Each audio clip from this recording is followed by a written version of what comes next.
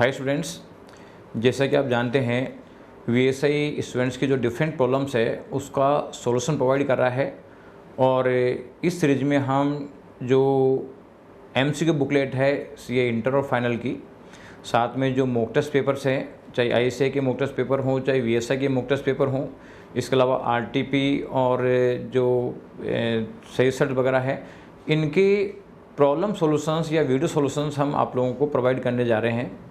और इसी सीरीज में हम आज आपको वीडियो दिखाने वाले हैं या सॉल्यूशन देने वाले हैं। उसमें है paper number 7 C intermediate EIS and SM, और ये बाकी और पेपर्स का भी आपको मिलता रहेगा। और ये इसका जो वीडियो सॉल्यूशन आपको वीएसआई के यूट्यूब चैनल पे मिलेगा, तो यूट्यूब चैनल सब्सक्राइब करके और उसका बेल आइकन दबा दीजिए जिससे कि आपको नोटिफिकेशन मिलते रहें। और इसका जो पीडीएफ सॉल्यूशन है ये वीएसआई के टेलीग्राम चैनल t.me/VSI जयपुर में मिलेगा, जो भी डिस्क्रिप्शन बॉक्स में लगा हुआ है। और इन दोनों की नोटिफिकेशन वीएसआई का जो इंस्टाग्राम चैनल है जो नीचे डिस्क्रिप्शन बॉक्स में दिया हुआ है वो उस पर अवेलेबल होगा। तो आप तीनों को सब्सक्राइब कर लें जिससे कि कोई भी आपको मिसिंग नहीं रहे और हर तरीके की जो सॉल्यूशंस है, प्रॉब्लम सॉल्यूशंस है, ये आपको मिलते रहिए। Thank you. Hello students, welcome. तो स्टूडेंट, अपने जो लास्ट वीडियोस अपन देखे थे आपने, तो उस लास्ट वीडियोस के अंदर तो मैंने एआईएस के जो case study base scenario base question थे वो मैंने आपको सोल्व कराए थे। अब अपन स्टूडेंट उसी सीरीज में आगे बढ़ते हैं और उसी सीरीज में अब अपन आगे बढ़ के करेंगे जो स्ट्रेटेजिक मैनेजमेंट सेकेंड ग्रुप का पेपर नंबर 7 का बी पार्ट है, स्ट्रेटेजिक मैनेजमेंट। अब उस स्ट्रेटेजिक मैनेजमेंट में भी आपको कुछ case study base scenario base MCQ questions given है, तो अपन अब उस सीरीज में आगे कंटिन्यू सोल्व करेंगे। और अपन अब देखते हैं कि यदि आपको एसएम के case study based question solve करने हो तो वो किस पैटर्न पे आप सोल्व करेंगे इसके अंदर। तो मैं स्टूडेंट क्वेश्चन स्टार्ट करने से पहले एक आपको बात बताना चाहता हूं कि जैसे ईआईएस के अंदर तो जो case study based questions given थे आपके पास एमसीक्यू में, उसमें तो ये बताया था मैंने आपको कि टॉपिक यदि क्लियर है तो डायरेक्ट आप क्वेश्चन सोल्व कर सकते हैं, केस स्टडी को पूरा रीड करने की रिक्वायरमेंट नहीं है। बट स्टूडेंट, अब जो स्ट्रेटेजिक मैनेजमेंट है उस स्ट्रेटेजिक मैनेजमेंट में जो case study base scenario base आपके जो एमसीक्यूज हैं, इसके अंदर अब आपको यहाँ पे केस स्टडी की एक बार रीडिंग लगाने की रिक्वायरमेंट होगी, क्योंकि उसके अंदर जो क्वेश्चंस आपको गिवन होते हैं वो बुक के टॉपिक के बेस पे तो होते ही हैं, और टॉपिक के बेस में साथ साथ में आपके जो केस स्टडी है उसके अकॉर्डिंग भी क्वेश्चन बनाए जाते हैं। तो इसलिए अब आपको क्या करना है स्टूडेंट, जब भी स्ट्रेटेजिक मैनेजमेंट के आप case study base MCQ solve करेंगे तो उसमें आपके स्टूडेंट्स पहले केस स्टडी को एक बार रीडिंग लगाना है। आपको उस केस स्टडी में ज़्यादा टाइम वेस्ट नहीं करना है, उसमें कुछ अलग से आपको नोट डाउन करने की रिक्वायरमेंट नहीं है। आप एक बार केस स्टडी को एक बार अच्छे से रीड कर लेंगे जिससे कि आपको मालूम रहे कि इस केस स्टडी में वो क्या कहना चाह रहा है, और उसकी रीडिंग लगाने के बाद फिर उसके बाद अपन क्वेश्चन सोल्व करेंगे तो इजीली वो क्वेश्चंस आप सोल्व कर पाएंगे इसके अंदर। तो वो अपन देखते हैं पैटर्न कि किस बेसिस पे आपको इस एसएम के केस स्टडी बेस्ड क्वेश्चंस को सोल्व करना है। तो अपन क्वेश्चंस पे बढ़ते हैं आगे।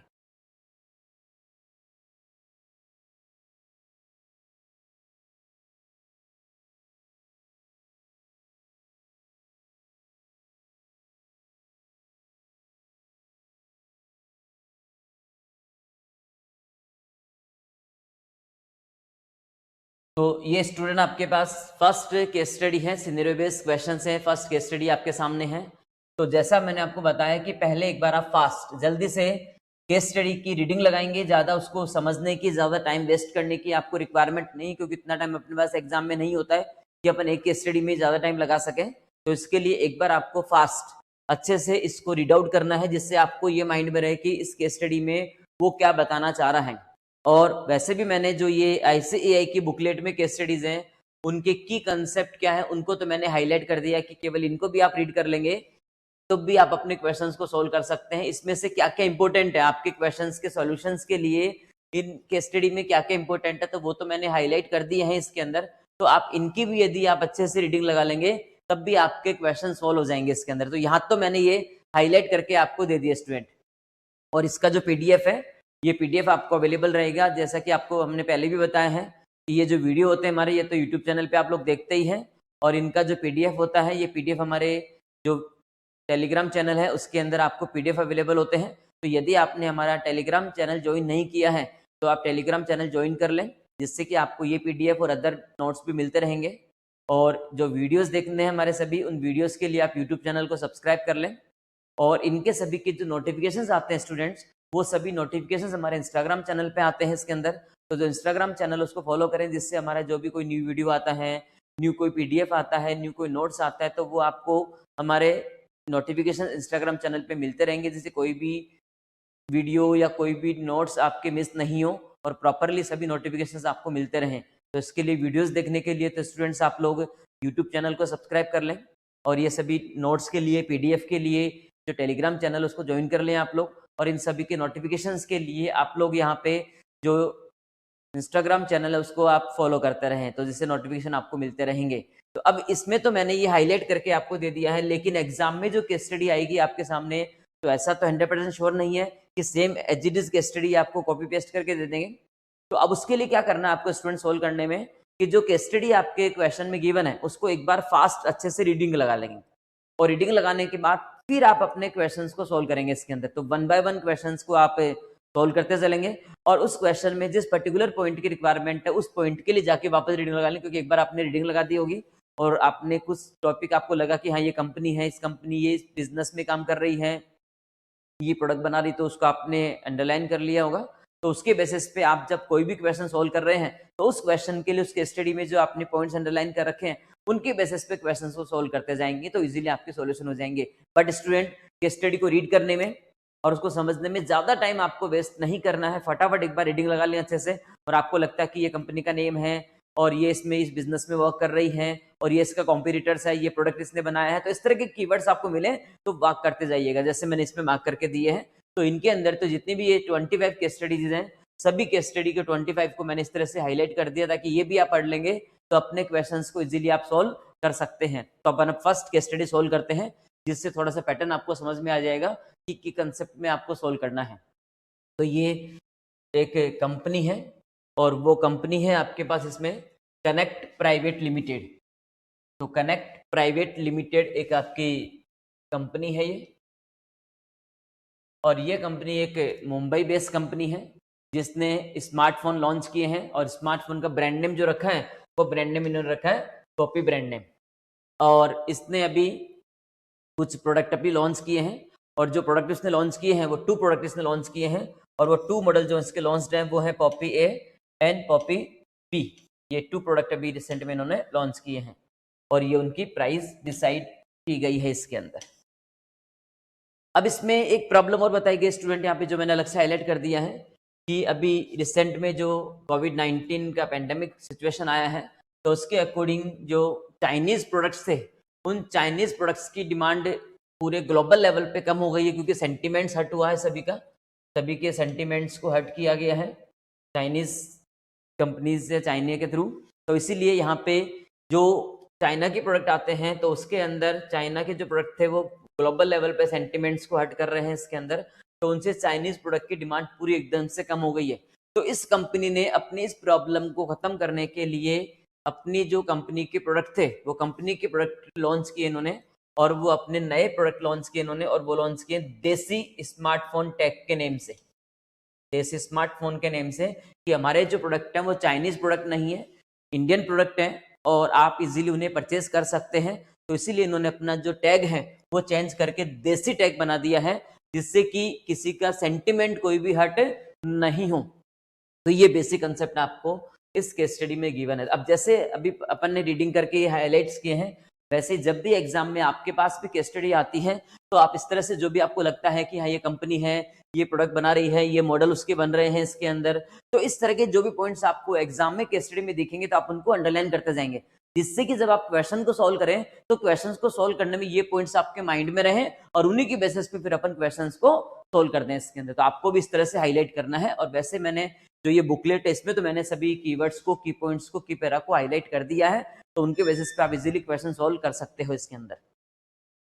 फिर इसके बाद इसी में आगे दिया गया है इसमें कि जो कंपनी है, अब इसमें कंपटीशन बहुत ज़्यादा बढ़ गया है, स्मार्टफोन की रेंज में कंपटीशन बहुत ज़्यादा बढ़ गया है, और भी मार्केट में काफ़ी कॉम्पिटिटर्स आ गए हैं स्मार्टफोन बनाने के लिए, तो इससे इसकी जो डिमांड थी वो मार्केट में थोड़ी कम हो गई है। तो अब इस प्रॉब्लम को सॉर्ट आउट करने के लिए कंपनी ने क्या किया, स्मार्टफोन के साथ साथ में उनके कवर और उनकी एसेसरीज भी बनाना स्टार्ट कर दी इन्होंने इसके अंदर, वो सेम देसी टेक के नेम से।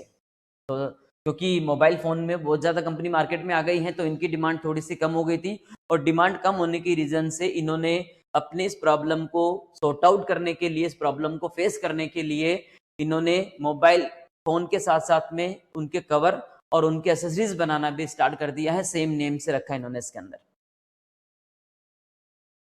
फिर इसके बाद कंपनी ने एक डिसीजन और लिया इसके अंदर कि कंपनी को जब लगा कि जो ये ब्रांड अपने पॉपी ए और पॉपी बी, ये जो ब्रांड है उसमें अच्छा रेस्पॉन्स आपको नहीं मिल रहा है, तो ये जो ब्रांड है इन ब्रांड्स के अंदर अच्छा रेस्पॉन्स आपको नहीं मिल रहा है, तो कंपनी ने डिसाइड किया, कंपनी के मैनेजमेंट ने, लीडर्स ने डिसाइड किया इसके अंदर कि अपन अब क्या करेंगे, इस जो स्मार्टफोन है, इस स्मार्टफोन के जो स्कोप है, उसका जो बिजनेस है, उसको तो अपन क्या कर देंगे, यहाँ रिड्यूस कर देंगे, क्योंकि स्मार्टफोन की डिमांड बहुत कम हो गई है, उनका अच्छा रेस्पॉन्स अपने को नहीं मिल रहा है, तो इस रीजन से इनकी जो स्कोप अपना मार्केट में चल रहा है उसको तो अपन रिड्यूस करेंगे इसके अंदर। और इनको जब किसी भी बिजनेस कोई आपका चल रहा होता है, उसमें प्रॉब्लम आ रही है, फाइनेंशियली लॉस हो रहा है और वो मैनेज नहीं हो पा रहा है, और अपन जब उसका स्कोप रिड्यूस करते हैं तो उस स्ट्रेटेजी को नेम दिया जाता है रिट्रेंचमेंट स्ट्रेटेजी।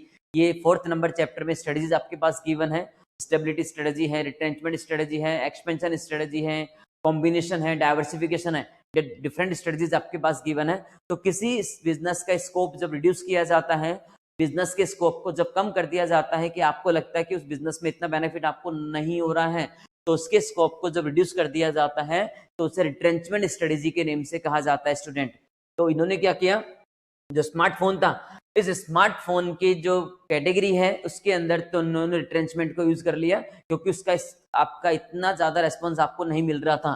फिर इसके साथ इन्होंने किस पे फोकस किया, इसके साथ इन्होंने फोकस किया है कि अब अपन ज्यादा काम करेंगे एसेसरीज बिजनेस के अंदर और उसमें आगे बढ़ेंगे, क्योंकि इस स्मार्टफोन में अच्छी अपने को बेनिफिट नहीं मिल रहा है, स्मार्टफोन के अंदर अच्छा रेस्पॉन्स आपको नहीं मिल रहा है, तो इस वजह से इसके स्कोप को रिड्यूस करके इन्होंने एसेसरीज बिजनेस को आगे बढ़ाने की प्लानिंग की इसके अंदर, जिससे कि अपन अपना मार्केट में जो देसी टैग है उसको इजीली बना सकें, मेंटेन कर सकें और अच्छा रेस्पॉन्स आपको मिल सके इसके अंदर। तो इसीलिए इन्होंने ये एसेसरीज पे ज्यादा फोकस करना स्टार्ट कर दिया इसके अंदर। तो स्टूडेंट ये एक बेसिक कंसेप्ट था, प्लस इन्होंने एक काम और किया इसके अंदर कि यहाँ पे इन्होंने मास प्रोडक्शन करने की प्लानिंग की इसके अंदर, ताकि अपने जो नई कंपनी आती हैं उस नई कंपनी के लिए अपन कुछ एंट्री बैरियर्स क्रिएट कर सकें। तो उस एंट्री बैरियर्स को क्रिएट करने के लिए, इन्होंने क्या किया इसके अंदर, जो अदर प्लेयर्स हैं उनके लिए एंट्री बैरियर्स आपको क्रिएट करने हैं, तो उसके लिए उन्होंने क्या किया, प्रोडक्शन किया इसके अंदर एनमरस लेवल पे, लार्ज लेवल पे अपन यहाँ पे प्रोडक्शन करेंगे, तो उससे आपकी पर यूनिट कॉस्ट क्या हो जाएगी, पर यूनिट कॉस्ट आपकी कम हो जाती है, और पर यूनिट कॉस्ट कम हो जाती है तो अपन प्रॉफिट मार्जिन भी कम रख के अपन कस्टमर्स को कम प्राइस में प्रोडक्ट प्रोवाइड करा सकते हैं। तो अब ये जो आपका कॉस्ट कम होता है, तो उसके लिए क्या किया आपने, जो न्यू प्लेयर्स थे उनके लिए एक एंट्री बैरियर क्रिएट कर दिया कि अब अपनी कम प्राइस में प्रोडक्ट देना आपके लिए पॉसिबल नहीं होता है इसके अंदर। तो ये आपको चैप्टर 5th में कंसेप्ट आपको गिवन है इसके अंदर कि अपन जब लार्ज वॉल्यूम प्रोडक्शन करते हैं और जिससे अपनी कॉस्ट कम हो जाती है, तो उसको नेम दिया जाता है इकोनॉमिक ऑफ स्केल। तो जिससे आपकी कॉस्ट कम हो रही है और आप अपने कॉम्पिटिटर्स के लिए न्यू बैरियर्स क्रिएट कर सकते हो। तो ये बेसिक कॉन्सेप्ट आपको इस केस स्टडी में गिवन है। तो इस तरह से जब भी आप कोई भी केस स्टडी को रीड करेंगे, स्पेशली एसएम के लिए, क्योंकि EIS की जो केस स्टडी अपन ने की थी उसके अंदर तो आपके पास डायरेक्ट क्वेश्चन पढ़ के भी आप मैक्सिमम क्वेश्चंस को सॉल्व कर सकते हैं, बट इसमें जो क्वेश्चंस आपके पास आएंगे वो केस स्टडी बेस्ड क्वेश्चंस ही बनाते हैं ये लोग, तो उसमें टॉपिक भी क्लियर होना चाहिए, प्लस आपको केस स्टडी को भी समझने की रिक्वायरमेंट होगी। तो उसके लिए आपको ज्यादा टाइम वेस्ट नहीं करना है, फटाफट एक बार केस स्टडी को पढ़ेंगे और जो भी कीवर्ड्स की पॉइंट लगते हैं उनको आप इस तरह से हाईलाइट करते जाएंगे, जिससे कि केस स्टडी की समरी आपके पास बनकर आ जाए। और उसके बाद फिर अपन यहाँ अब इनके क्वेश्चंस को सोल्व करते हैं इसके अंदर। तो इस केस स्टडी की सिंपल से एक समरी है कि एक कंपनी है जो स्मार्टफोन बनाती है और उसमें 2 प्रोडक्ट इन्होंने लॉन्च किया इसके अंदर, Poppy A and Poppy B, ये 2 प्रोडक्ट लॉन्च किए इन्होंने इसके अंदर। फिर जब कोविड-19 पेंडेमिक सिचुएशन आई तो पूरे ग्लोबल लेवल पे चाइनीज प्रोडक्ट्स ने सभी के सेंटिमेंट्स को हट किया इसके अंदर, तो उनकी डिमांड कम हो गई, तो उसने अपना टैग चेंज कर दिया और देसी टैग के नेम से बना दिया इसके अंदर। फिर उसके बाद कंपनी को लगा कि जो स्मार्टफोन है उसमें ज़्यादा अच्छा रेस्पॉन्स अपने को नहीं मिल रहा है, तो इस रीजन से उन्होंने उस मोबाइल फोन के कवर और एसेसरीज को बनाना स्टार्ट कर दिया और स्मार्टफोन के बिजनेस के स्कोप को रिड्यूस कर दिया इन्होंने। और फिर प्लस एक कंडीशन और फॉलो की इन्होंने इसके अंदर कि जो न्यू एंट्रेंस होता है उसके लिए मुझे एंट्री बैरियर्स क्रिएट करने हैं। तो उसके लिए उन्होंने क्या किया, लार्ज प्रोडक्शन करके, लार्ज लेवल पे प्रोडक्शन करके अपन अपनी कॉस्ट को रिड्यूस करेंगे और कस्टमर को कम प्राइस पे प्रोडक्ट देंगे। तो अपन क्या कर सकते हैं, न्यू एंट्रेंस के लिए एंट्री बैरियर्स क्रिएट कर सकते हैं। तो इस तरह की कंडीशंस इन्होंने इसमें फॉलो की है और उन्हीं की बेसिस पे अब अपन क्वेश्चंस को सॉल्व करेंगे। तो अपन अब देखते हैं इसका फर्स्ट क्वेश्चन। तो आपको इसी पैटर्न पे अपने केस स्टडी को समझ के उनकी कीवर्ड्स को हाईलाइट करके और फिर क्वेश्चंस पे आ जाना है इसके अंदर। हाँ, तो फर्स्ट क्वेश्चन के अंदर मैंने क्या आपको देखना है क्वेश्चन में, वो मैंने इसमें भी हाईलाइट कर दिए हैं। और इस क्वेश्चन में कंसेप्ट ये है, चैप्टर 1 में आपके पास गिवन है कॉम्पिटिटिव लैंडस्केप। चैप्टर 1 का फर्स्ट टॉपिक है आपके पास कॉम्पिटिटिव लैंडस्केप। तो वही कनेक्ट प्राइवेट लिमिटेड है, इसने एक स्मार्टफोन की बिजनेस को स्टार्ट किया। इसके अंदर मार्केट की स्टडी करना है उसको। तो मार्केट की स्टडी करने के लिए उसको अंडरस्टैंड करना है कॉम्पिटिटिव लैंडस्केप। अब कॉम्पिटिटिव लैंडस्केप करने में डिफरेंट स्टेप्स आपके पास होती हैं। 5 स्टेप्स आपके पास चैप्टर 1 में स्टार्टिंग फर्स्ट टॉपिक में ही गिवन है। तो अब आपको ये बताना है कि जो ये कॉम्पिटिटिव लैंडस्केप के स्टेप्स हैं, उन स्टेप्स का करेक्ट सीक्वेंस क्या होगा, किस सीक्वेंस में आप अपने स्टेप्स को फॉलो करेंगे। तो उनका करेक्ट सीक्वेंस आपको बताना है इसके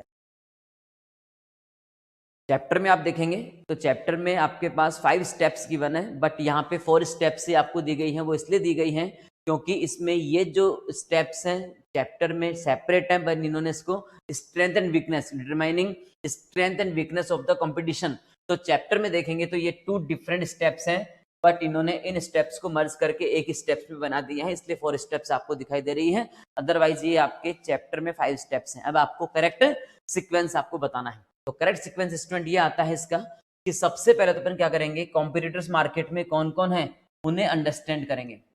फर्स्ट नंबर के अंदर तो आपको सबसे पहले मार्केट में आपके कॉम्पिटिटर्स कौन कौन है उन्हें अंडरस्टैंड करना है। यदि आपको कॉम्पिटिटिव लैंडस्केप को अंडरस्टैंड करना है तो सबसे पहले आपने अंडरस्टैंड कर लिए है।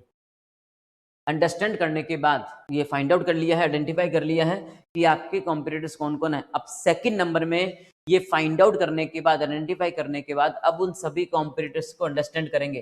तो सेकंड नंबर स्टेप में आप अंडरस्टैंड करते हैं कॉम्पिटिटर्स को कि जो कॉम्पिटिटर्स हैं उसमें से कौन सा लार्ज कॉम्पिटिशन है, कौन सा स्मॉल लेवल पे कॉम्पिटिटर्स हैं, कौन सा पावरफुल कॉम्पिटिटर्स हैं, उन सबको अंडरस्टैंड करेंगे। अंडरस्टैंड करने के बाद फिर नेक्स्ट थर्ड नंबर स्टेप में आप उनकी स्ट्रेंथ क्या है जो मेरे लिए वीकनेस बनेगी और उनकी वीकनेस कौन सी है जिनका मैं बेनिफिट ले सकता हूं। तो थर्ड नंबर स्टेप में आप उनकी स्ट्रेंथ और वीकनेस को डिटरमाइन करेंगे और स्ट्रेंथ और वीकनेस को डिटरमाइन करने के बाद लास्ट फोर्थ नंबर स्टेप में जितनी भी इंफॉर्मेशन आपके पास आई है उन सभी इंफॉर्मेशन को क्लब करेंगे और एक साथ इंफॉर्मेशन लेकर आके और अपना कंक्लूजन निकालेंगे कि किस तरह से आपको कंपटीशन में आगे बढ़ना है। तो ये सीक्वेंस आपके पास है। फर्स्ट नंबर में आइडेंटिफाई करना है, सेकंड नंबर में आपको अंडरस्टैंड करना है, थर्ड नंबर में स्ट्रेंथ और वीकनेस को डिटरमाइन करना है और फोर्थ नंबर में सभी इंफॉर्मेशन को एक जगह लेकर आके और आपको फाइनल डिसीजन निकालना है। तो यही क्या हो जाएगा, इसका सीक्वेंस आपके पास आ जाता है और उन सीक्वेंस के लिए आंसर आपके पास बन जाएगा इसमें। तो ये मैंने हाईलाइट करके दिए हैं सभी पूरे बुकलेट में, हर कंसेप्ट को मैंने हाईलाइट करके दिया है। तो उसी की बेसिस पे आप बढ़ते जाएंगे तो इजीली आप एमसीक्यू सोल्व कर सकते हो इसके अंदर। तो ये आपका सीक्वेंस बन गया। तो आपके पास सबसे पहले आ गया स्टेप नंबर 3, फिर स्टेप नंबर 1, फिर step number 2 and then step number 4। तो ये सीक्वेंस आपके पास आंसर में आ जाएगा इसका। ये चैप्टर 1 में आपके पास गिवन है फर्स्ट टॉपिक में ही। फिर इसके बाद student next second number question आता है आपका इसमें और सेकंड नंबर क्वेश्चन में कंसेप्ट आपके पास है इसमें कि यहाँ पे एनुअल सेल्स वॉल्यूम आपको इंक्रीज करना है और ये आपका ऑब्जेक्टिव है। Annual sales volume as an objective by the investors was crucial to establish the company in the market. तो यदि आपको अपनी कंपनी को मार्केट में एस्टेब्लिश करना है तो उसके लिए एनुअल सेल्स वॉल्यूम जो है उसको आपको इंक्रीज करना है। ये आपका मेन ऑब्जेक्टिव है इसके अंदर। अब आपको ये बताना है कि जब स्ट्रेटेजिक मैनेजमेंट अपन यूज करते हैं तो स्ट्रेटेजिक मैनेजमेंट की कौन सी स्टेप है जिस स्टेप में अपन अपने एनुअल जो ऑब्जेक्टिव्स हैं वो मेरे लिए इंपॉर्टेंट होते हैं इसके अंदर। तो एनुअल जितने भी ऑब्जेक्टिव्स आपके होते हैं, ये सभी एनुअल ऑब्जेक्टिव जो अपन स्ट्रेटेजी बनाते हैं तब उस टाइम पे डेवलपमेंट से पहले स्ट्रेटेजी फॉर्मुलेशन होता है। चैप्टर 3 जब आप देखेंगे तो चैप्टर 3 में आपके पास डिफरेंट 5 स्टेप्स हैं, जिसमें फर्स्ट स्टेप के अंदर आप अपने विजन, मिशन, ऑब्जेक्टिव ये सब डेवलप करते हो। फिर सेकंड नंबर स्टेप में आप अपने पूरे जो एनवायरनमेंट हैं उनको सबको अंडरस्टैंड करते हो और इम्प्लीमेंटेशन के बाद उसमें उस स्ट्रेटजी को रिव्यू और कंट्रोल करते हैं इसके अंदर। तो अब आपको ये बताना है कि जब अपन स्ट्रेटेजिक मैनेजमेंट में स्ट्रेटजी फॉर्मुलेट करते हैं तो जो एनुअल ऑब्जेक्टिव्स हैं स्टूडेंट, उस एनुअल ऑब्जेक्टिव्स को किस स्टेप में इंपॉर्टेंट होता है आपके लिए। तो इसमें जब अपन स्ट्रेटजी को इम्प्लीमेंट करते हैं तो इम्प्लीमेंटेशन के टाइम पे ये देखा जाता है कि मैं इस तरह से स्ट्रेटजी को इम्प्लीमेंट करूं जिससे कि मैं मेरे जो ऑब्जेक्टिव्स हैं उन ऑब्जेक्टिव को इजीली फुलफिल कर पाए और ऑब्जेक्टिव को इजीली आप अचीव कर सके। तो ये जो स्ट्रेटेजिक मैनेजमेंट की स्टेप्स हैं उसमें जो इम्प्लीमेंटेशन है आपका, उस इम्प्लीमेंटेशन स्टेप के अंदर ये इंपॉर्टेंट होता है कि जितने भी आपके एनुअल ऑब्जेक्टिव्स हैं उन एनुअल ऑब्जेक्टिव्स को इजीली आप फुलफिल कर सकें इसके अंदर। तो इसलिए इम्प्लीमेंटेशन स्टेप में ऑब्जेक्टिव्स को फुलफिल करने के लिए पूरी स्ट्रेटजी को इम्प्लीमेंट किया जाता है इसमें। फिर इसके बाद नेक्स्ट 3rd नंबर क्वेश्चन के कंसेप्ट में है, जो मैंने अभी केस स्टडी में आपको समझाया भी था कि यहाँ पे जो ये कंपनी स्मार्टफोन बना रही है तो स्मार्टफोन में कंपटीशन बहुत ज़्यादा बढ़ गया था स्टूडेंट, और इसकी वजह से उनमें ज़्यादा अच्छा रेस्पॉन्स आपको नहीं मिल रहा है। तो इसने क्या प्लान किया इसके अंदर कि जो मेरा स्मार्टफोन का बिजनेस चल रहा है उसके स्कोप को तो अपन क्या करेंगे, रिड्यूस करेंगे, और उसको रिड्यूस करके अपन न्यू बिजनेस में आएंगे। और न्यू बिजनेस कौन सा एक्वायर किया था इसने, और वो न्यू बिजनेस था मोबाइल फोन के कवर और एसेसरीज बनाने का कंसेप्ट। ये ऑलरेडी मैंने आपको जब केस स्टडी समझाई थी तो उस केस स्टडी के अंदर आपको ये मैंने बताया था इसके अंदर कि मार्केट में जो आपके स्मार्टफोन है उनका ज़्यादा अच्छा रेस्पॉन्स आपको नहीं मिल रहा है इसके अंदर। तो जो इनके लीडर्स हैं उन्होंने डिसाइड किया है कि अपने इस बिजनेस के स्कोप को तो रिड्यूस करके और अपन कंप्लीटली फोकस करेंगे एसेसरीज बिजनेस के ऊपर, और टैग वही रहेगा, देसी टैग से अपन उसको फुलफिल करेंगे इसके अंदर। तो अब यहाँ पे इसी के अकॉर्डिंग क्वेश्चन आपके पास है 3rd नंबर, और 3rd नंबर क्वेश्चन के कंसेप्ट में आपके पास यहाँ बताना है कि इसमें अपन किस स्ट्रेटजी को फॉलो कर रहे हैं, जिसमें अपन अपना जो एग्जिस्टिंग बिजनेस है उस एग्जिस्टिंग बिजनेस के स्कोप को तो अपन रिड्यूस कर रहे हैं और मूव कर रहे हैं फॉरवर्ड, और अपन अपने कंसेप्ट को, बिजनेस को शिफ्ट कर रहे हैं न्यू बिजनेस पे। तो आप जहाँ पे जब अपने एग्जिस्टिंग बिजनेस के स्कोप को रिड्यूस करते हैं और रिड्यूस करने के बाद आपके कहीं आगे मूव करते हैं न्यू बिजनेस में, तो उस स्ट्रेटजी को नेम दिया जाता है रिट्रेंचमेंट स्ट्रेटजी। की आपके एग्जिस्टिंग बिजनेस में प्रॉफिट आपको नहीं हो रहा है तो उस एग्जिस्टिंग बिजनेस के स्कोप को आपने रिड्यूस कर दिया है और आप फॉरवर्ड हो रहे हैं, आगे फॉरवर्ड मूव हो रहे हैं, और उसके अकॉर्डिंग आप यहाँ पे आप अपने किसी न्यू बिजनेस पे फोकस करना चाहते हैं तो वो आपकी स्ट्रेटजी ज़्यादा इंपॉर्टेंट होगी, प्रॉफिटेबल होगी। वो आपकी स्ट्रेटजी होती है स्टूडेंट रिट्रेंचमेंट स्ट्रेटजी के कंसेप्ट को। तो ध्यान रखिएगा इसके अंदर क्वेश्चन में कंसेप्ट है strategic stand point to move forward and shift to new core business. तो न्यू कोर बिजनेस पे आप शिफ्ट होना चाहते हैं क्योंकि आपका जो एग्जिस्टिंग बिजनेस चल रहा है उस एग्जिस्टिंग बिजनेस में आपको ज्यादा अच्छा रेस्पॉन्स नहीं मिल रहा है। तो जब एग्जिस्टिंग बिजनेस में ज्यादा रेस्पॉन्स आपको नहीं मिलता है तो उसके स्कोप को रिड्यूस किया जाता है। ये क्वेश्चन में क्लियर इन्होंने मेंशन किया है इसके अंदर कि स्मार्टफोन का जो बिजनेस था इसके स्कोप को रिड्यूस कर दिया है और क्योंकि उसमें आपको ज़्यादा अच्छा रेस्पॉन्स नहीं मिल रहा है। तो एग्जिस्टिंग बिजनेस के स्कोप को जब रिड्यूस करते हैं और आप मूव करते हैं फॉरवर्ड और आप शिफ्ट होते हैं न्यू कोर बिजनेस पे, तो वहां जो स्ट्रेटजी आपके लिए प्रॉफिटेबल होती है वो स्ट्रेटजी आपकी आती है रिट्रेंचमेंट स्ट्रेटजी, क्योंकि आपने स्कोप कम किया है, रिड्यूस किया है इसके अंदर। फिर इसके बाद नेक्स्ट क्वेश्चन आपके पास है यहाँ पे, और वो नेक्स्ट क्वेश्चन दिया गया है accessories business of the company can be classified under which category of BCG matrix. तो आपने जो बिजनेस था स्मार्टफोन का उसमें अच्छा रिस्पॉन्स नहीं मिल रहा था तो उसको आपने रिड्यूस कर दिया है और एसेसरीज के बिजनेस पे मूव कर रहे हैं। तो अब आपको ये बताना है कि जो आपके एसेसरीज का बिजनेस है उस एसेसरीज के बिजनेस को बीसीजी में किस कैटेगरी में डिफाइन किया जाएगा। तो वो कंसेप्ट अपन देखते हैं पहले एक बार कि इसका कंसेप्ट क्या है। तो देखिए जो एसेसरीज का बिजनेस है स्टूडेंट, इसमें इन्होंने ये बता दिया है आपको, इसके अंदर एसेसरीज का बिजनेस आप प्रोडक्शन कर रहे हैं देसी टेक के साथ में। क्यों कर रहे हैं? क्योंकि ये आपके लिए इंपॉर्टेंट रोल प्ले कर रहा है, play an important part in the success. तो आपके सक्सेस के लिए इंपॉर्टेंट रोल प्ले कर रहा है इसके अंदर। तो इट मीन्स एसेसरीज बिजनेस का अच्छा मार्केट है आपका, आप अच्छा ग्रो कर सकते हैं उसके अंदर, और उसकी पोजीशन बेटर चल रही है।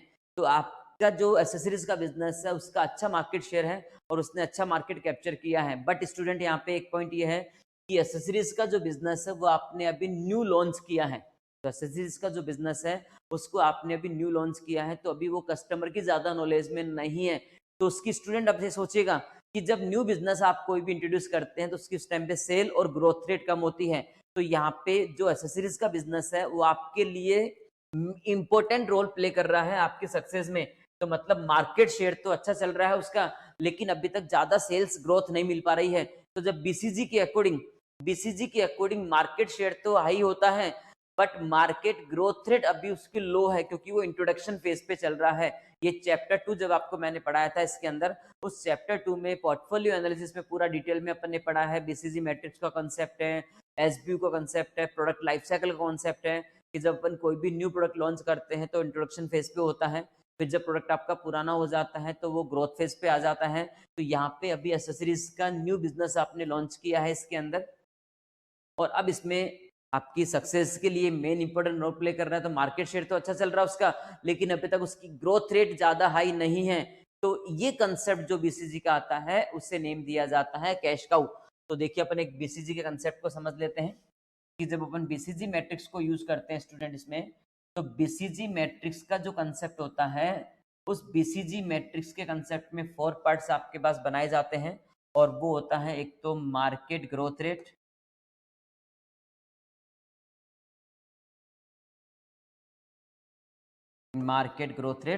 और मार्केट शेयर।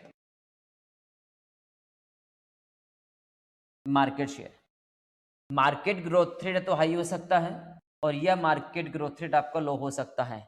इसी तरह से मार्केट का जो शेयर है वो मार्केट का शेयर आपका या तो हाई हो सकता है और या मार्केट का शेयर आपका लो हो सकता है। अभी जो 4 पॉइंट्स आते हैं ये मैंने क्लास में पूरा डिटेल में आपको समझाया इसके कंसेप्ट को। तो अब ये जो 4 सिचुएशंस है इनको नेम असाइन किया गया था। फर्स्ट को स्टार, सेकंड को क्वेश्चन मार्क, थर्ड को कैश काउ, और फोर्थ को डॉग। ये नेम असाइन किए गए थे और इन नेम को कहा जाता है मेटाफोर्स। तो ये 4 मेटाफोर्स आपको असाइन किए गए हैं। तो अब यहाँ पॉइंट आता है स्टूडेंट की जो एसेसरीज का बिजनेस आपने स्टार्ट किया वो सक्सेस है, मतलब उसका मार्केट शेयर तो सही चल रहा है, लेकिन अभी तक आपने प्रोडक्ट लॉन्च किया है, इंट्रोडक्शन फेज पे है, तो यहाँ पे उसकी ग्रोथ रेट अभी ज्यादा हाई नहीं है। तो इसकी ग्रोथ रेट तो कम चल रही है लेकिन मार्केट शेयर अच्छा कैप्चर कर लिया है और वो आपके सक्सेस में मेन इंपॉर्टेंट रोल प्ले कर रहा है। तो उसके अकॉर्डिंग ये आपका बन जाता है कैश काउ की पोजीशन में। और जैसे फिर ये प्रोडक्ट पुराना होगा, और जब प्रोडक्ट पुराना होगा जब उसकी डिमांड और ज्यादा बढ़ेगी तो ये मार्केट ग्रोथ रेट भी हाई हो जाएगी, और मार्केट ग्रोथ रेट जब हाई हो जाती है तो स्टार में आ जाएगा। लेकिन अभी प्रेजेंट सिचुएशन जो है वो अभी कैश काउ की पोजीशन में है, क्योंकि वो सक्सेस है आपका प्रोडक्ट, लेकिन अभी तक कस्टमर की ज्यादा नॉलेज में नहीं है। जितने कस्टमर की नॉलेज में है वो इजीली उसको परचेज कर रहे हैं, लेकिन वो कम कस्टमर की नॉलेज में इंट्रोडक्टरी फेज पे है। तो यहाँ पे इस केस में वो कैश काउ की सिचुएशन पे आता है इसमें। तो ये आपका जो प्रोडक्ट है ये प्रोडक्ट आपकी कैश काउ की सिचुएशन में है। फिर इसके बाद लास्ट आता है इसके अंदर फेज 2। फेज 1 थी स्मार्टफोन आपने लॉन्च किए, और फेज 2 थी आपने एसेसरीज लॉन्च की। तो फेज 2 आपके पास आया है, और फेज 2 के अंदर आप क्या कर रहे हैं इसके अंदर, shift the business focus to peripheral accessories production. तो फेज 1 में तो आपने स्मार्टफोन बनाए थे और फेज 2 के अंदर आपने एसेसरीज बनाना स्टार्ट कर दी है। तो अब यहाँ पे जो एसेसरीज बनाना स्टार्ट की है तो इस कंपनी ने प्लानिंग की है कि आपको एंट्री बैरियर्स क्रिएट करने हैं अपने किसके लिए, पोटेंशियल कस्टमर्स के लिए। तो पोटेंशियल कस्टमर्स के लिए आपको एंट्री बैरियर्स क्रिएट करने हैं।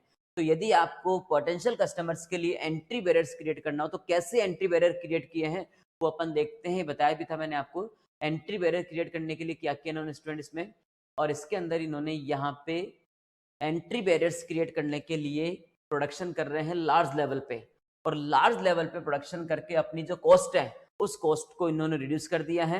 तो जब लार्ज वॉल्यूम पे प्रोडक्शन करते हैं और जब आपकी कॉस्ट कम हो जाती है तो कॉस्ट कम होते हैं आप अपनी प्राइस भी कस्टमर के लिए कम कर सकते हो, और जब प्राइस कस्टमर के लिए कम हो जाती है तो न्यू एंट्रेंस के लिए एक नया बैरियर आपने क्रिएट कर दिया कि नई कंपनी अब इतनी कम प्राइस पे प्रोडक्ट सेल नहीं कर सकती है। तो इस तरह का जो एंट्री बैरियर्स क्रिएट होता है उसे एंट्री बैरियर्स को नेम दिया जाता है, और वो आपका नेम आता है इसके अंदर इकोनॉमीज ऑफ स्केल। चैप्टर 5 में ये कंसेप्ट आपके पास गिवन है। चैप्टर 5 में 2 डिफरेंट टॉपिक्स हैं। फर्स्ट टॉपिक है एम पोर्टर्स 5 फोर्सेस मॉडल।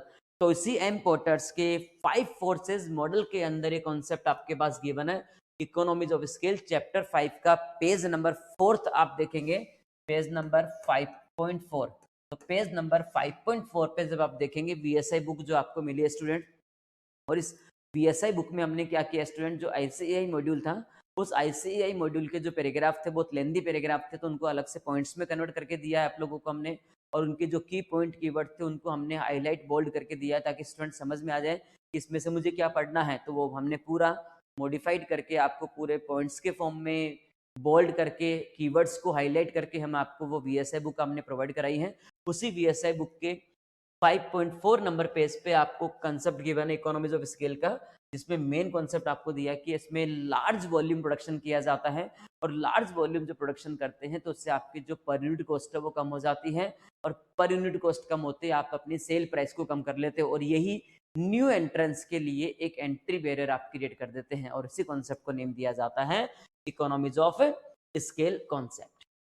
तो ये थी स्टूडेंट आपकी केस स्टडी फर्स्ट, जिसमें आपको कंसेप्ट आपको मैंने बताया है कि पहले एक बार फास्ट अपनी केस स्टडी को रीड कर लेंगे, और केस स्टडी को रीड करने के बाद उसके जो कीवर्ड्स की पॉइंट आपको लगते हैं उनको हाईलाइट कर लेंगे इसके अंदर, और उसके बाद फिर अपने क्वेश्चन को सोल्व करेंगे, तो इजीली आप अपने क्वेश्चंस को सोल्व कर पाएंगे इसके अंदर। तो ये था आपका केस स्टडी 1 का कंसेप्ट। अब अपन आते हैं नेक्स्ट सेकंड केस स्टडी पे।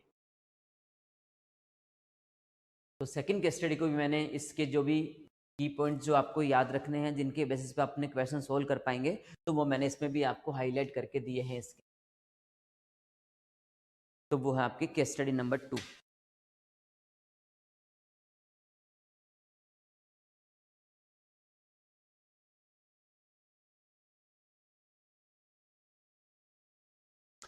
हाँ, तो स्टूडेंट देखिए सेकंड नंबर केस स्टडी में मेन आपको ये जो फर्स्ट पैरा है इस फर्स्ट पैरा को समझना है, इसी से आप अपने क्वेश्चन सोल्व कर सकते हैं। रिमेनिंग में इसी के कंसेप्ट को आपको गिवन है, रीडिंग एक बार पूरी केस स्टडी के लगाएंगे। मेन आपको इस कंसेप्ट को अच्छे से याद रखना, इसी से क्वेश्चन आपके सोल्व होंगे इसके अंदर। तो कंसेप्ट क्या है वो देख लें। तो इसमें यह है स्टूडेंट यहाँ पे किंग लाइक एक कंस्ट्रक्शन कंपनी है जो कि दुबई बेस्ड कंस्ट्रक्शन कंपनी है, और ये क्या करती है स्पेशली रेजिडेंशियल कॉम्प्लेक्स बनाती है। तो ये अपने कस्टमर्स के लिए अलग अलग लोकेशंस पे रेजिडेंशियल कॉम्प्लेक्स बना के देते, फ्लैट अपन जिसको कह सकते हैं। अब इसने क्या किया, अपने इस कॉन्सेप्ट को थोड़ा सा और डेवलप कर दिया इसके अंदर। अभी तक ओनली अपन क्या करते थे इसमें, तो ये कंपनी अभी तक ओनली रेजिडेंशियल कॉम्प्लेक्स बनाती थी, लेकिन अब इसने इस कंसेप्ट को और डेवलप कर दिया इसके अंदर, और डेवलप करने के बाद एक न्यू कॉन्सेप्ट लेकर आई है, और वो न्यू कॉन्सेप्ट है प्राइवेट विला कम अपार्टमेंट्स, और इसको नेम दिया गया विलाटमेंट। तो ये एक नया प्रोडक्ट मार्केट में इसने लॉन्च किया है। तो पहले इसका था रेजिडेंशियल कॉम्प्लेक्स, अब इन्होंने प्राइवेट विला कम अपार्टमेंट इन्होंने लॉन्च किया है, और इस प्रोडक्ट को नेम दिया गया, एक न्यू प्रोडक्ट लॉन्च हो गया आपका, और इस न्यू प्रोडक्ट को नेम दिया गया है विलाटमेंट। अब यहाँ पे इसमें अच्छी डिमांड हो रही है, अच्छा आपका सक्सेस प्रोडक्ट है ये, अच्छा आपके पास रेस्पॉन्स मिल रहा है कस्टमर्स से, और एस्टिमेट अराउंड 15,000, ये देखिए इसमें it is estimated around 15,000 villa mart will be constructed within next 3 years, और वो क्या होगा 50% of total unit shall be ready to move into with immediate effect. तो ये मतलब अच्छा सक्सेसफुल प्रोडक्ट है अपनी कंपनी का ये, और इसमें अच्छा सक्सेस मिल रहा है कंपनी को, और इसी को अपन कंसेप्ट को आगे कंटिन्यू रखेंगे। तो इस तरह से कंस्ट्रक्शन कंपनी है, और इस कंस्ट्रक्शन कंपनी में रेजिडेंशियल कॉम्प्लेक्स एंड प्लस अब न्यू प्रोडक्ट लॉन्च कर दिया गया, एक न्यू प्रोडक्ट डेवलप कर दिया गया, और न्यू प्रोडक्ट डेवलप करके वो बनाया गया प्राइवेट विला कम अपार्टमेंट, जिसको नेम दिया गया विलाटमेंट। ये एक न्यू प्रोडक्ट लॉन्च किया है, एक प्रोडक्ट डेवलप किया नया, उसने प्रोडक्ट डेवलपमेंट हो गया नया एक, और इसको भी अच्छा सक्सेस मिल रहा है, अच्छा रेस्पॉन्स मिल रहा है और इसकी भी अच्छी डिमांड आ रही है आपके पास। तो ये बेसिक आपका एक कंसेप्ट है इसके अंदर। तो ये एक बार रीडिंग लगाएंगे पूरी अपने अच्छे से, बेसिक कॉन्सेप्ट आपका वो है, उसके बेसिस पे क्वेश्चन बने हैं इसके अंदर, तो वो आप देख लेंगे। अब अपन देखते हैं इसके क्वेश्चंस को। तो अब स्टूडेंट इसका फर्स्ट क्वेश्चन का कंसेप्ट जो आपको गिवन है उसमें आपको ये बताना है कि अनसर्व की जो मैट्रिक्स आपके चैप्टर 2 में है पोर्टफोलियो एनालिसिस में, अनसर्व की जो मैट्रिक्स है give a framework which describe the intensification options. Intensification, ये एक्सपेंशन जब आप करते हैं, ग्रोथ करते हैं, डाइवर्सिफिकेशन करते हैं, तो इस डाइवर्सिफिकेशन के 2 ऑप्शंस होते हैं, इंटेंसिफिकेशन एंड डाइवर्सिफिकेशन।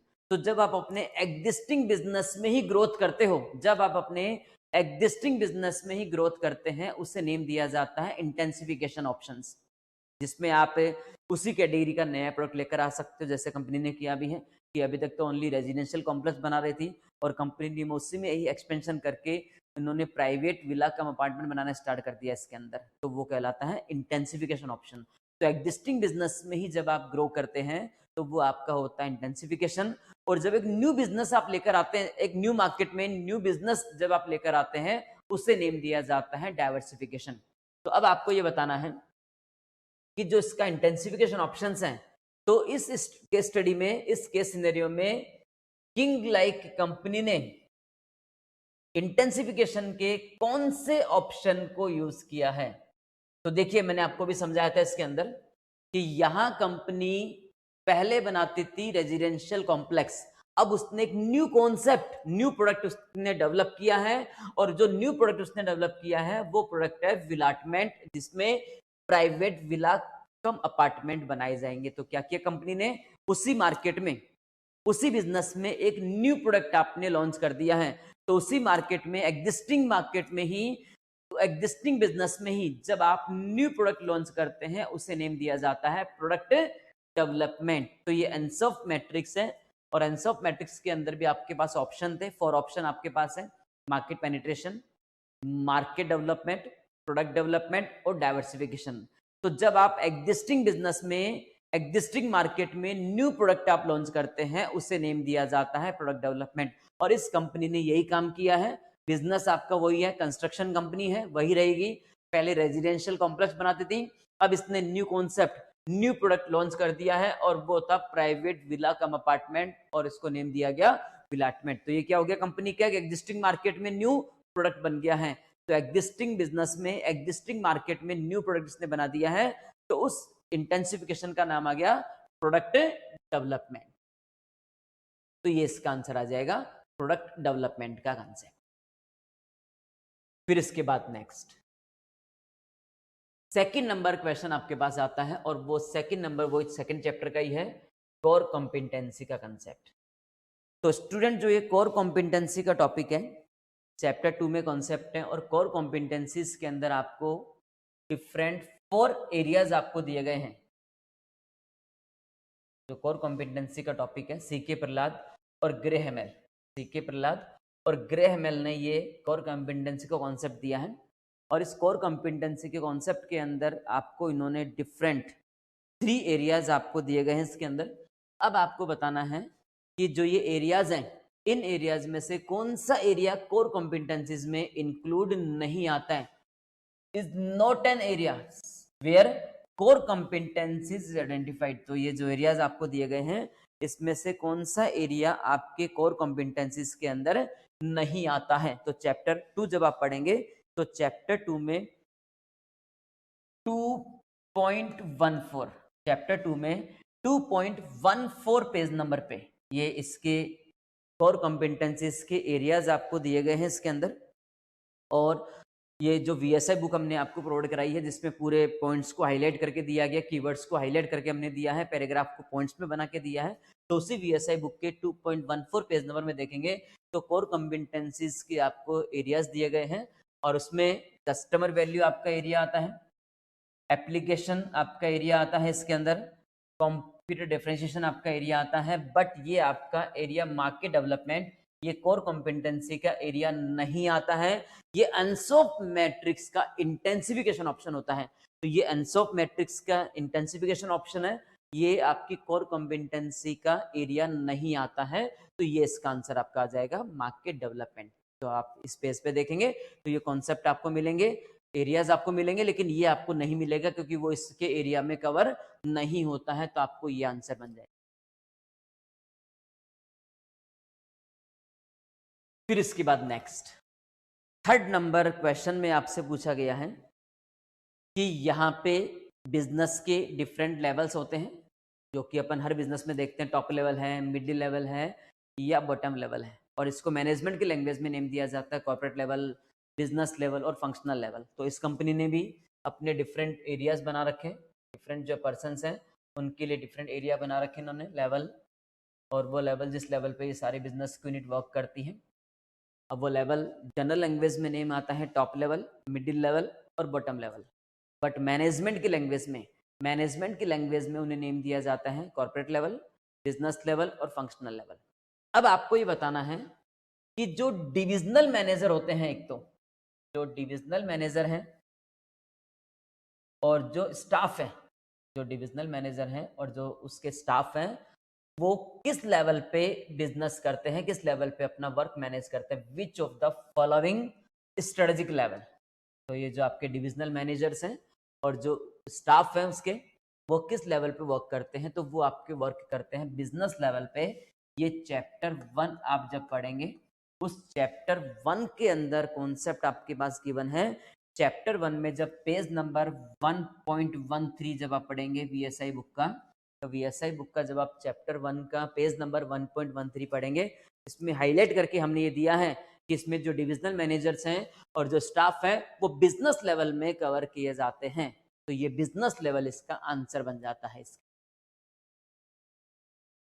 तो ये पेज नंबर मैंने बताया, उस बुक में पेज नंबर पे जाके देख सकते हैं, हाईलाइट करके आपको दिया गया है इसके अंदर, तो वो आप डायरेक्ट देख सकते हैं इसमें। फिर इसके बाद नेक्स्ट फोर्थ नंबर क्वेश्चन आता है इसमें, और फोर्थ नंबर क्वेश्चन में आपके पास गिवन है, और वो कंसेप्ट है आंसर टू बेसिक क्वेश्चन, और वो क्वेश्चन है what business we are and what we do. तो अब आपको ये बताना है कि ये जो क्वेश्चन है, ये क्वेश्चन आपके किस स्टेटमेंट में गिवन है। मैनी बिजनेस फेल्स, तो आपको ये बताना है किस स्टेटमेंट में ये क्वेश्चन आपके पास गिवन है। तो ये आपका चैप्टर 3 में कंसेप्ट है, और जो आपके पास इसमें 3 स्टेटमेंट्स होते हैं, विजन, मिशन एंड ऑब्जेक्टिव्स। तो ये जो क्वेश्चन है, ये क्वेश्चन आपको मिशन स्टेटमेंट में गिवन है। चैप्टर 3 में आपके पास ये कॉन्सेप्ट गिवन है, और चैप्टर 3 जब आप पढ़ेंगे इसके अंदर, जिसमें मिशन टॉपिक आप पढ़ेंगे चैप्टर 3 में, तो चैप्टर 3 का मिशन जो टॉपिक है उसमें पेज नंबर 3.6, पेज नंबर 3.6 पे ये मिशन स्टेटमेंट का टॉपिक आपके पास गिवन है, और उसकी फर्स्ट लाइन में ही हाईलाइट करके दिया हुआ है इसके अंदर आपके पास, उसमें हाईलाइटेड ऑलरेडी। फर्स्ट लाइन जब देखेंगे उसमें हाईलाइट करके दिया हमने वीएसआई बुक में, और उसमें आपके पास गिवन है what business we are and what we do. ये जो क्वेश्चन है इसका आंसर आपको मिशन स्टेटमेंट में दिया जाता है, तो आंसर आ जाएगा mission statement. Mission is the answer to the basic question. तो इस क्वेश्चन का आंसर आपको मिशन स्टेटमेंट में दिया जाता है। ये चैप्टर 3 के अंदर क्वेश्चन क्लियर गिवन है, और उसके अकॉर्डिंग इसका आंसर बन जाता है मिशन स्टेटमेंट। पेज नंबर मैंने आपको बताया, इस पेज पे जाके देखेंगे वीएसआई बुक में, तो ये टॉपिक आपको मिलेगा, और इवन हाईलाइट करके हमने दिया है, क्योंकि एमसीक्यू जितने भी बनते हैं मैंने वीएसआई बुक के अंदर उन सबको हाईलाइट करके आपको प्रोवाइड कराया है इसके अंदर, और सभी पॉइंट्स की फॉर्म में है, सभी हाईलाइटेड पॉइंट्स हैं, कीवर्ड्स को सबको हाईलाइट करके वो प्रोवाइड आपको कराया गया है, और ये मैंने क्लास के अंदर भी आपको समझाए हैं सभी कंसेप्ट इसके। तो ये मिशन स्टेटमेंट आपके पास इसका आंसर प्रोवाइड कराता है। फिर लास्ट क्वेश्चन आता है इसका, और वो लास्ट क्वेश्चन है इसके अंदर, विलाटमेंट shall function as a strategic business unit.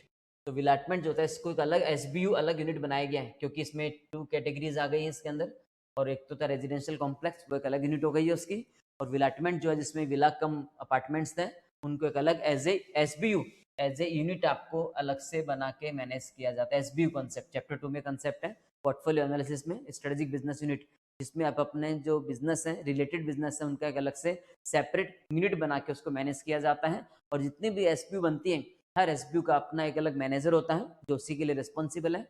Her SBU के लिए अपन स्ट्रेटेजिक प्लानिंग करते हैं, हर एसबीयू का अपना अलग ऑब्जेक्टिव और मिशन बनता है इसके अंदर। तो अब आपको ये बताना है कि जो एसबीयू आप बनाते हैं, उस एसबीयू जो आप बनाते हैं, उस एसबीयू की मेन इंपॉर्टेंट कुछ कैरेक्टरिस्टिक्स आपको दी गई हैं। तो आपको बताना है कि जो एसबीयू बनता है, एसबीयू में ये जो स्टेटमेंट्स आपको गिवन है, इसमें से कौन सा स्टेटमेंट एसबीयू की कैरेक्टरिस्टिक्स में नहीं आता है, not a characteristics of SBU.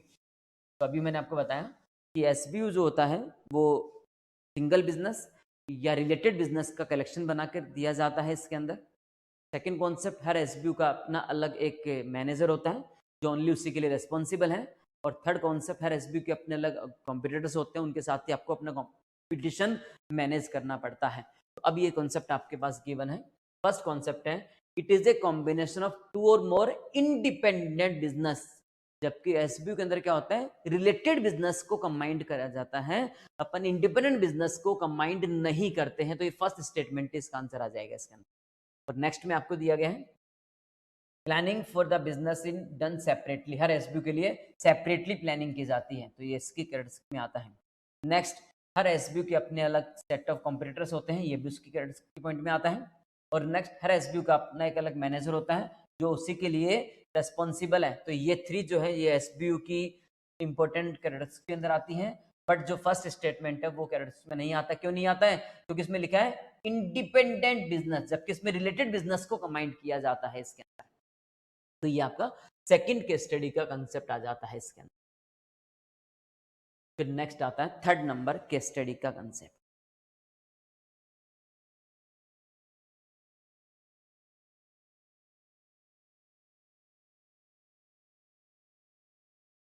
Third number case study का कंसेप्ट।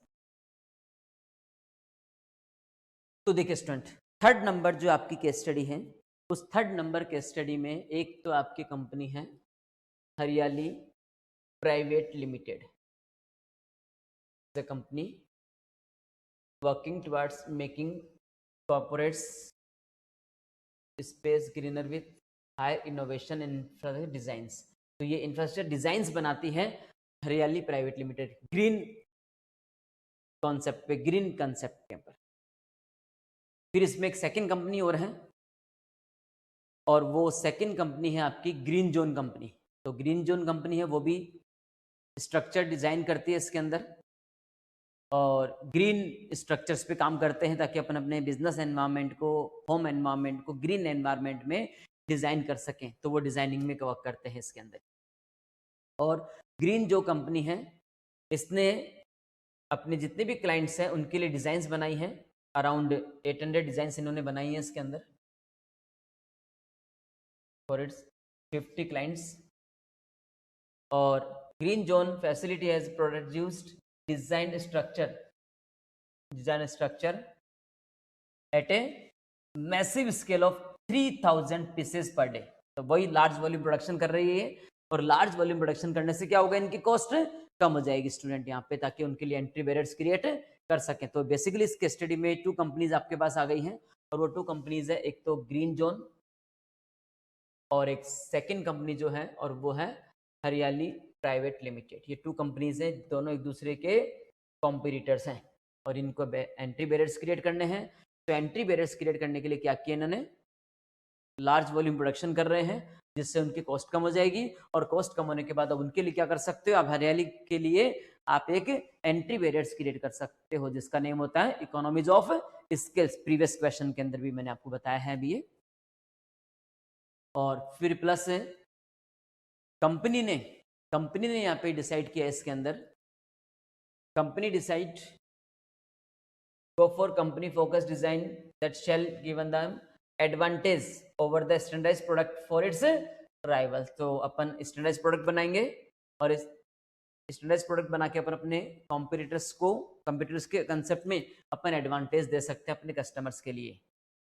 और प्लस हरियाली also introduce green card point system। तो हरियाली कंपनी ने क्या किया, ये एक टेक्निकल कॉन्सेप्ट पे भी साथ में आया है इसके अंदर, कि हरियाली जो कंपनी है इसने अपने एम्प्लॉयज के लिए green card point system introduce किया है इसके अंदर, जिससे जो आपके एम्प्लॉयज हैं वो एम्प्लॉयज यहाँ पे अपने प्रोडक्ट के अर्निंग पॉइंट्स मालूम कर सकते हैं, फ्यूचर स्पेंड्स क्या है वो फाइंड आउट कर सकते हैं उसके अंदर आप।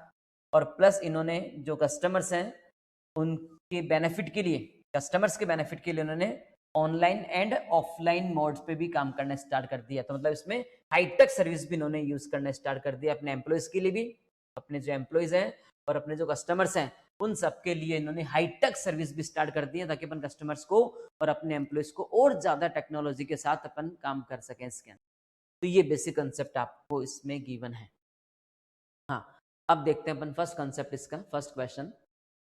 और फर्स्ट क्वेश्चन में वही एंट्री बैरियर्स का कॉन्सेप्ट है इसमें, और एंट्री बैरियर्स के कॉन्सेप्ट में आपको दिया गया है green zone has been leader in the industry. तो ग्रीन जोन है वो इंडस्ट्री में लीडर है और इसने 800 डिफरेंट डिजाइन बनाई हैं।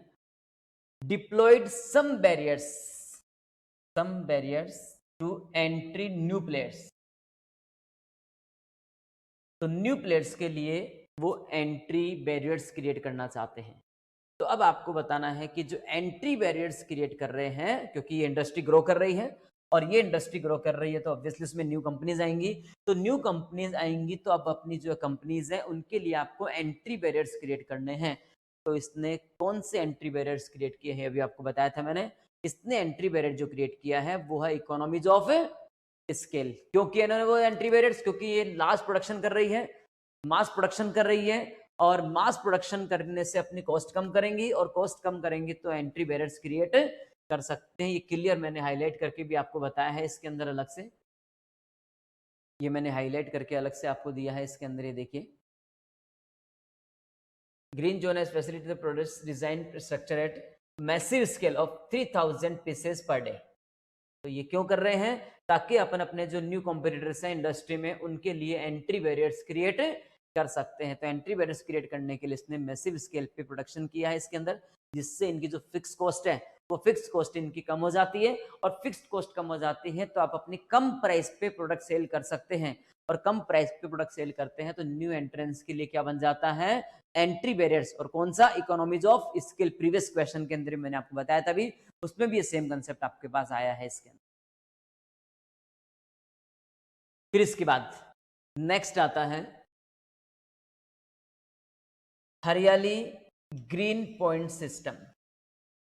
हरियाली green point system. Green point system किसके लिए था? ये एम्प्लॉयज के लिए था आपके पास। तो ग्रीन पॉइंट सिस्टम आपको दिया गया जिससे आप अपने अर्निंग जो पॉइंट्स हैं उनको आप फाइंड आउट कर सकते हैं। Falls under which strategic marketing techniques. Chapter 6 में आपको मार्केटिंग स्ट्रेटजी टेक्निक्स दी गई है, और चैप्टर 6 में 13 मार्केटिंग स्ट्रेटजी टेक्निक्स आपके पास हैं। अब आपको ये बताना है कि इसने ग्रीन पॉइंट सिस्टम इंट्रोड्यूस किया है। तो ग्रीन पॉइंट जो सिस्टम है वो किस मार्केटिंग टेक्निक में आता है? तो देखिए, मैं एक बार दोबारा से इसका कंसेप्ट बता दूं आपको। एम्प्लॉयज के लिए इंट्रोड्यूस किया ग्रीन कार्ड पॉइंट सिस्टम, जहां पे एम्प्लॉय क्या कर सकता है? use their product earn points and can further spend them to buy herbal और organic products। तो इसने एम्प्लॉयज के लिए, कस्टमर्स के लिए ऑनलाइन ऑफलाइन मोड और plus green card point system भी यूज कर दिया। तो इस तरह की सर्विस जो होती है इनको बोलते हैं हाईटेक सर्विसेज। और अपने कस्टमर्स को अट्रैक्ट करने के लिए जब हाईटेक सर्विस आप देते हैं, जिसमें जब भी आप शॉपिंग करेंगे तो शॉपिंग में ग्रीन पॉइंट्स या आपके अर्निंग पॉइंट्स आपके बनते जाएंगे, जैसे कि बाद में एक साथ बल्क डिस्काउंट आपको मिल सकता है। तो इस तरह की हाईटेक सर्विस जो अपन कस्टमर्स को दी जाती है, उसके लिए जो टेक्निक आप यूज करते हैं उस टेक्निक को नेम दिया जाता है ऑगमेंटेड मार्केटिंग। ये चैप्टर 6 में आपके पास कंसेप्ट गिवन है, और चैप्टर 6 में आपको मार्केटिंग स्ट्रेटजी टेक्निक्स आपको दी गई है। और उस मार्केटिंग स्ट्रेटजी टेक्निक्स में चैप्टर 6 में 9 नंबर पेज पे आप देखेंगे, तो चैप्टर 6 में 9 नंबर पेज पे आप देखेंगे तो आपको हाईटेक सर्विसेज का कंसेप्ट आपके पास गिवन है, जहां पे अपने कस्टमर्स को, अपने एम्प्लॉयज को अपन हाईटेक सर्विसेज प्रोवाइड कराते हैं। तो हाईटेक सर्विस इसलिए प्रोवाइड कराते हैं जिससे अपन अपने कस्टमर्स को और अपनी तरफ अट्रैक्ट कर सकें। तो हाईटेक सर्विस अपन जिस टेक्निक में यूज करते हैं जिससे कस्टमर्स को अपनी तरफ अट्रैक्ट कर सकते हैं, उस मार्केटिंग को टेक्निक को नेम दिया जाता है ऑगमेंटेड मार्केटिंग। तो 6.9 नंबर पे पढ़ेंगे। तो ये मेन पॉइंट याद रखिएगा, हाईटेक सर्विस आप प्रोवाइड कराते हैं। ये मेन कॉन्सेप्ट याद रखिएगा इसमें। हाईटेक सर्विस आप अपने कस्टमर्स को देते हैं। हाईटेक सर्विस आप दे रहे हैं, ऑनलाइन फंड ट्रांसफर की फैसिलिटी आप दे रहे हैं, ऑनलाइन ऑर्डर प्लेस करने की फैसिलिटी आप उनको दे रहे हैं, ऑनलाइन डिमांड के बेसिस पे कस्टमर्स की प्रॉब्लम सोल्व कर रहे हैं, ऑनलाइन सर्विस आप उनको दे रहे हैं। ये सब आपके हाईटेक सर्विसेज होती हैं जो आप कस्टमर्स को अट्रैक्ट करने के लिए यूज़ करते हैं। और आज के टाइम में ये कॉन्सेप्ट काफ़ी चल रहा है। घर बैठे आप 24 आवर्स ऑर्डर प्लेस कर सकते हो, आप ऑनलाइन पेमेंट कर सकते हो, कोई प्रॉब्लम आ रही है तो ऑनलाइन ही कंप्लेंट आप बुक कर सकते हैं इसके अंदर। ये सब हाईटेक सर्विसेज होती हैं। ये ऑगमेंटेड मार्केटिंग के कंसेप्ट में यूज़ की जाती है इसके अंदर। तो वहाँ आता है ऑगमेंटेड मार्केटिंग का कंसेप्ट। फिर इसके बाद नेक्स्ट आपको कॉन्सेप्ट दिया गया है और वो नेक्स्ट कॉन्सेप्ट है स्ट्रेटजी ऑडिट का कॉन्सेप्ट। स्ट्रेटजी ऑडिट का कॉन्सेप्ट रिचर्ड रुमेल्ट ने स्ट्रेटजी ऑडिट के कंसेप्ट दिए हैं और इसमें स्ट्रेटजी ऑडिट में क्राइटेरिया आपको दिए गए हैं इसके अंदर और उसी क्राइटेरिया की बेसिस पे आपको बताना है। 4 क्राइटेरिया आपके पास हैं इसके। तो आप चैप्टर जब 8 पढ़ेंगे तो चैप्टर 8 में 8.13 पेज नंबर पे, चैप्टर 8 में जब आप पढ़ेंगे 8.13 पेज नंबर पे, तो उसमें आपको 4 क्राइटेरिया दिए गए हैं स्ट्रेटजी ऑडिट के। तो स्ट्रेटजी ऑडिट के 4 क्राइटेरिया आपको दिए गए हैं इसके अंदर। तो स्ट्रेटजी ऑडिट की जो 4 क्राइटेरिया हैं जो किसके अकॉर्डिंग है, एज पर रिचर्ड रुमेल्ट के अकॉर्डिंग। अब आपको बताना है कि इनमें से कौन सा क्राइटेरिया स्ट्रेटजी ऑडिट में नहीं आता है। Following is not one of the criterions as per Richard Rumelt. तो इसमें कंसिस्टेंसी, कॉन्सोनेंस, विजिबिलिटी और एक का इम्प्लीमेंटेशन। तो ये 4 क्राइटेरिया आते हैं। जो पोजीशन है वो पोजीशन स्ट्रेटजी ऑडिट का क्राइटेरिया नहीं होता है। तो ये इसका आंसर आ जाएगा आपके पास। पेज नंबर 8.13 पे कॉन्सेप्ट आपके पास गिवन है जिसमें स्ट्रेटजी ऑडिट के 4 क्राइटेरिया आपको दिए गए हैं जिसमें पोजीशन की जगह पे आता है इम्प्लीमेंटेशन का कंसेप्ट। तो ये कंसेप्ट आपके पास गिवन है इसके। हाँ, फिर इसके बाद नेक्स्ट आपका 4th नंबर टॉपिक आपको दिया गया है। 4th नंबर क्वेश्चन में आपको बताया गया है और वो कॉन्सेप्ट है कि हरियाली जो कंपनी है उस हरियाली कंपनी ने एक मैनेजमेंट के स्ट्रक्चर को यूज किया है। जिस मैनेजमेंट के स्ट्रक्चर के अंदर अपने जो वर्किंग है उस वर्किंग को मैनेजमेंट के जितने भी लेवल होते हैं उस लेवल में डिवाइड करेंगे। और अभी बताया मैंने मैनेजमेंट के 3 लेवल होते हैं, टॉप लेवल, मिडिल लेवल और बॉटम लेवल, लोअर लेवल। तो 3 लेवल्स होते हैं। तो हरियाली कंपनी ने मैनेजमेंट स्ट्रक्चर यूज किया है और उस मैनेजमेंट स्ट्रक्चर के अंदर अपन क्या करेंगे, जो मैनेजमेंट के लेवल हैं, कौन कौन से लेवल हो गए इसमें। तो मैनेजमेंट के एक तो टॉप मैनेजमेंट लेवल आ गया,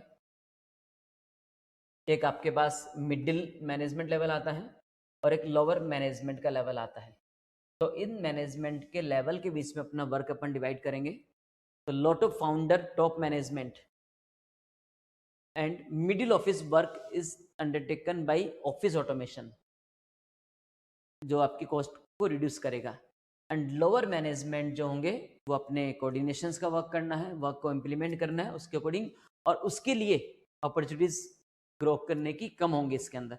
तो जब कभी भी ध्यान रखिएगा, जब कभी भी आपको मेन कंसेप्ट इसमें ध्यान रखना है कि जब अपन अपना जो वर्क है उस वर्क को जब मैनेजमेंट के बीच में डिवाइड करते हैं, जो आपके मैनेजमेंट के 3 लेवल्स हैं, उस मैनेजमेंट के 3 लेवल्स में जब अपन अपने वर्क को प्रॉपरली डिस्ट्रीब्यूट करते हैं, उसमें जो स्ट्रक्चर यूज किया जाता है उस स्ट्रक्चर को नेम दिया जाता है hour glass structure. Hour glass structure का कंसेप्ट। ये डिफरेंट टाइप के स्ट्रक्चर्स आपके पास गिवन है। चैप्टर 7 जब आप पढ़ेंगे तो चैप्टर 7 के अंदर आपके पास ये स्ट्रक्चर्स गिवन है, डिफरेंट टाइप के स्ट्रक्चर है। तो चैप्टर 7 में डिफरेंट टाइप के स्ट्रक्चर्स हैं जिसमें लास्ट स्ट्रक्चर आपके पास गिवन है और वो लास्ट स्ट्रक्चर है hour glass structure, page number 7.14। तो इसमें ये आवर ग्लास स्ट्रक्चर गिवन है जिसमें अपन मैनेजमेंट के जो 3 लेवल्स हैं उस मैनेजमेंट के 3 लेवल्स के बीच में अपना वर्क अपन डिवाइड करते हैं। तो जब कोई भी स्ट्रक्चर जो मैनेजमेंट के लिए बनाया गया है जिसमें मैनेजमेंट में अपना वर्क डिस्ट्रीब्यूट कर सकते हैं वो स्ट्रक्चर आपका होता है आवर ग्लास स्ट्रक्चर। और जब भी मैंने आपको चैप्टर पढ़ाया था 7 क्लास में उस चैप्टर में सभी स्ट्रक्चर्स का पूरा एक चार्ट बना के बोर्ड पे पूरा ग्राफ पूरा चार्ट बना के मैंने समझाया है कि इस स्ट्रक्चर में कौन से कंसेप्ट को यूज़ किया जाता है, जिसमें सिंपल स्ट्रक्चर है, फंक्शनल स्ट्रक्चर है, डिविजनल स्ट्रक्चर है, मल्टी डिविजनल स्ट्रक्चर है, मैट्रिक्स स्ट्रक्चर है, एसबीयू है, नेटवर्क का आर्गलास है, डिफरेंट स्ट्रक्चर्स आपके पास हैं। तो जब मैंने पढ़ाया था तो पूरा कॉन्सेप्ट मैंने बोर्ड पे कंपैरिजन चार्ट बना के समझाया है, और उसमें आर्गलास में क्लियरली एक ही पॉइंट लिखा था मैंने, और वो एक पॉइंट आपको लिख के दिया था मैंने इसके अंदर कि जब मैनेजमेंट में जब आपको वर्क डिस्ट्रीब्यूट करना है मैनेजमेंट में, तब आप इस आर्गलास स्ट्रक्चर को यूज करते हैं। तो इस कंसेप्ट में ध्यान रखिएगा। यहाँ क्या कर रहे हैं अपन, स्ट्रक्चर बना रहे हैं, ऑर्गेनाइजेशन स्ट्रक्चर, जिस स्ट्रक्चर में top management, middle and lower management में अपना वर्क डिवाइड कर रहे हैं, तो वो आर्गलास स्ट्रक्चर में आता है आपके पास। फिर इसके बाद 5th नंबर क्वेश्चन आता है, और वो 5th नंबर क्वेश्चन का कंसेप्ट है आपके पास, intensity of rivalry determines attractiveness and probability of the industry. क्या? Intensity of rivalry. Intensity of rivalry का मतलब होता है राइवलरी का जो लेवल है, जो आपके कॉम्पिटिटर्स हैं, उन कॉम्पिटिटर्स में राइवलरी का नेचर कितना है, लेवल क्या है उनका, तो उसके अकॉर्डिंग डिसाइड करता है कि उस इंडस्ट्री की अट्रैक्टिवनेस और प्रॉफिटेबिलिटी कितनी मिलेगी आपको उसके। तो अब आपको ये बताना है कि जब इंडस्ट्री में कंपटीशन बहुत ज़्यादा हाई होता है, जब कंपटीशन इंडस्ट्री में बहुत ज़्यादा हाई होता है, तो उससे इंडस्ट्री का प्रॉफिट क्या होता है, लो हो जाता है। Profitability shall be low because of all the below factors. तो ये बिलो फैक्टर्स होते हैं जिसके रीजन से इंडस्ट्री का प्रॉफिट कम हो जाता है, क्योंकि इसमें नंबर ऑफ कंपटीशन बहुत ज़्यादा है, कंपटीशन का लेवल बहुत हाई है, और हर पर्सन, हर कंपटीटर प्राइस वॉर कर रहा है, और कम प्राइस में प्रोडक्ट आप कस्टमर को दे रहे हैं। तो जब कम प्राइस में प्रोडक्ट आप कस्टमर को देंगे, और हर कंपनी अपनी प्राइस कम कर रही है, जबकि फिक्स कॉस्ट आपकी फिक्स है, वो आप कम नहीं कर सकते हो, तो फिक्स कॉस्ट आपकी फिक्स है, वो कम नहीं हो सकती है, और आप प्राइस कम करते हो तो ऑब्वियसली फर्क आपका डिफरेंस आता है आपके प्रॉफिट के ऊपर, तो उससे प्रॉफिट मार्जिन कम होता जाएगा, और प्रॉफिट मार्जिन कम होगा तो ये चैप्टर 4 में भी और चैप्टर 5 के अंदर भी ये कंसेप्ट आपके पास गिवन था। स्पेशली चैप्टर 5 में कॉन्सेप्ट आपके पास गिवन है, इंडस्ट्री का प्रॉफिट लो कब होता है, उसके रीजन क्या है, चैप्टर 5 में कॉन्सेप्ट है। जब आप पढ़ेंगे एम पोर्टर्स के 5 फोर्सेस मॉडल, जिसमें नेचर ऑफ राइवल इंडस्ट्रीज का कंसेप्ट आपके पास गिवन है, तो उसमें आपके पास ये रीजन गिवन है कि किस रीजन से इंडस्ट्री का प्रॉफिट लो हो जाता है। तो अब आपको ये बताना है कि ये जो डिफरेंट फैक्टर्स हैं, इनमें से कौन सा फैक्टर नहीं है जिससे आपका इंडस्ट्री का प्रॉफिट लो होता है। तो देखिए, इसमें आप जब ये पढ़ेंगे चैप्टर 5 में 6 नंबर पेज पे 5.6 पेज नंबर जो आप पढ़ेंगे, इसके अंदर फैक्टर्स आपके पास गिवन है, जिसमें एक तो फैक्टर आपके गिवन है कि इंडस्ट्री में जब कोई लीडर नहीं है, क्लियरली कोई लीडर मार्केट में नहीं है कंट्रोल करने के लिए, तब प्रॉफिट लो हो जाता है। सेकंड, जब इंडस्ट्री की ग्रोथ रेट स्लो है, तब इंडस्ट्री का प्रॉफिट लो हो जाता है। और जब थर्ड नंबर, प्रोडक्ट में बहुत ज़्यादा डिफरेंशिएशन कर रहा है, हर कंपनी नए नए प्रोडक्ट लेकर आ रही है, डिफरेंशिएट कर रही है प्रोडक्ट को, तो उनसे क्या होता है, सबकी कॉस्ट इंक्रीज होती है। तो जब एक तो कोई इंडस्ट्री में क्लियर लीडर नहीं है कंट्रोल करने के लिए, प्राइस कंट्रोल करने के लिए कोई क्लियर लीडर नहीं है, तो सब प्राइस वॉर करते हैं, तो प्राइस वॉर करते ही आपका प्रॉफिट कम हो जाता है। सेकंड, जब ग्रोथ रेट कम हो रही है, तो ग्रोथ रेट स्लो है, तो इंडस्ट्री का प्रॉफिट कम होता जाएगा, क्योंकि अट्रैक्टिवनेस कम हो जाता है। और थर्ड नंबर, प्रोडक्ट में डिफरेंशिएशन लेकर आते हो, नए नए प्रोडक्ट लेकर आते हो, तो प्रोडक्ट नया लेकर आओगे, डिफरेंशिएशन करोगे, तो कॉस्ट हाई होगी उसके अंदर, तो प्रॉफिट कम हो जाते हैं।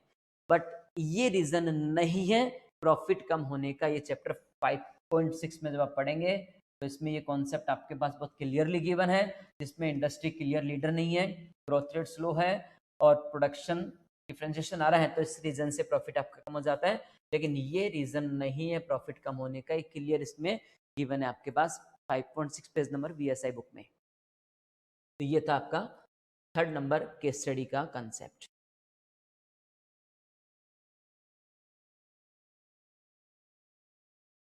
फिर अपन एक 4th नंबर केस स्टडी और देख लेते हैं, फिर नेक्स्ट जो रिमेनिंग केस स्टडीज हैं वो नेक्स्ट क्लास में अपन कंटिन्यू करेंगे।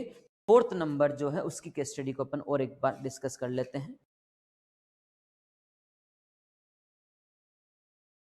तो 4th नंबर जो केस स्टडी स्टूडेंट, उसमें कंसेप्ट है कि लक्स हिल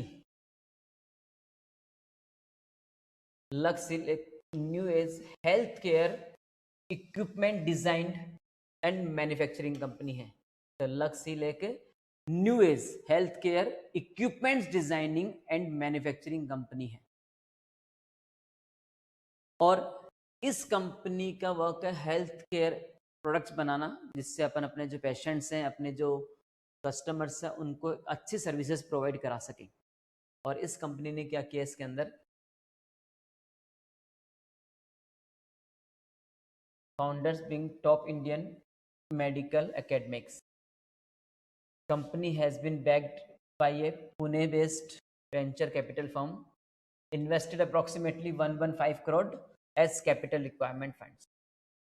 अब इसने कॉन्सेप्ट और न्यू लेकर आई है कॉन्सेप्ट, और वो कॉन्सेप्ट है मेन इसका, कंपनी हैज रिसेंटली डेवलप्ड ए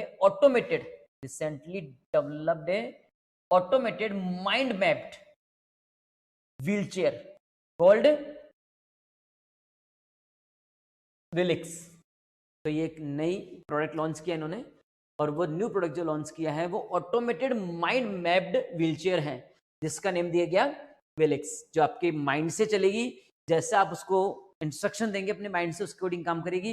ये उन पर्सन्स के लिए आते हैं जिनके हाथ पर काम नहीं कर रहे हैं, जो डिसेबल्ड पर्सन्स होते हैं, जो अपने हाथ से कंट्रोल नहीं कर पाते हैं, तो उन पर्सन्स के लिए एक स्ट्रेटजी बनाई गई, जिसमें ये प्रोडक्ट बनाया गया, जिसमें पहले मार्केट को पूरी स्टडी की गई, मार्केट पर पूरा फोकस किया गया, और मार्केट पर पूरा फोकस करने के बाद ये आपके सामने प्रॉब्लम आई कि कुछ पर्सन इतने डिसेबल्ड हैं कि जो अपने हाथ पैर से भी उस व्हीलचेयर को कंट्रोल नहीं कर पाते हैं, तो उसमें आपने डिफरेंशिएट कर दिया उसको, और एक न्यू प्रोडक्ट उनकी डिमांड के बेसिस पे मार्केट पे पूरा फोकस करके, कस्टमर की नीड पे पूरा फोकस करके, और आपने उनकी डिमांड के बेस पे एक व्हीलचेयर बनाई जो माइंड मैप सिस्टम पे काम करेगी, जिससे कि आप अपने ब्रेन से उनको इंस्ट्रक्शंस दे सकते हैं इसके अंदर। तो इस तरह का नया डिफरेंशिएट करके प्रोडक्ट लॉन्च किया गया मार्केट के अंदर।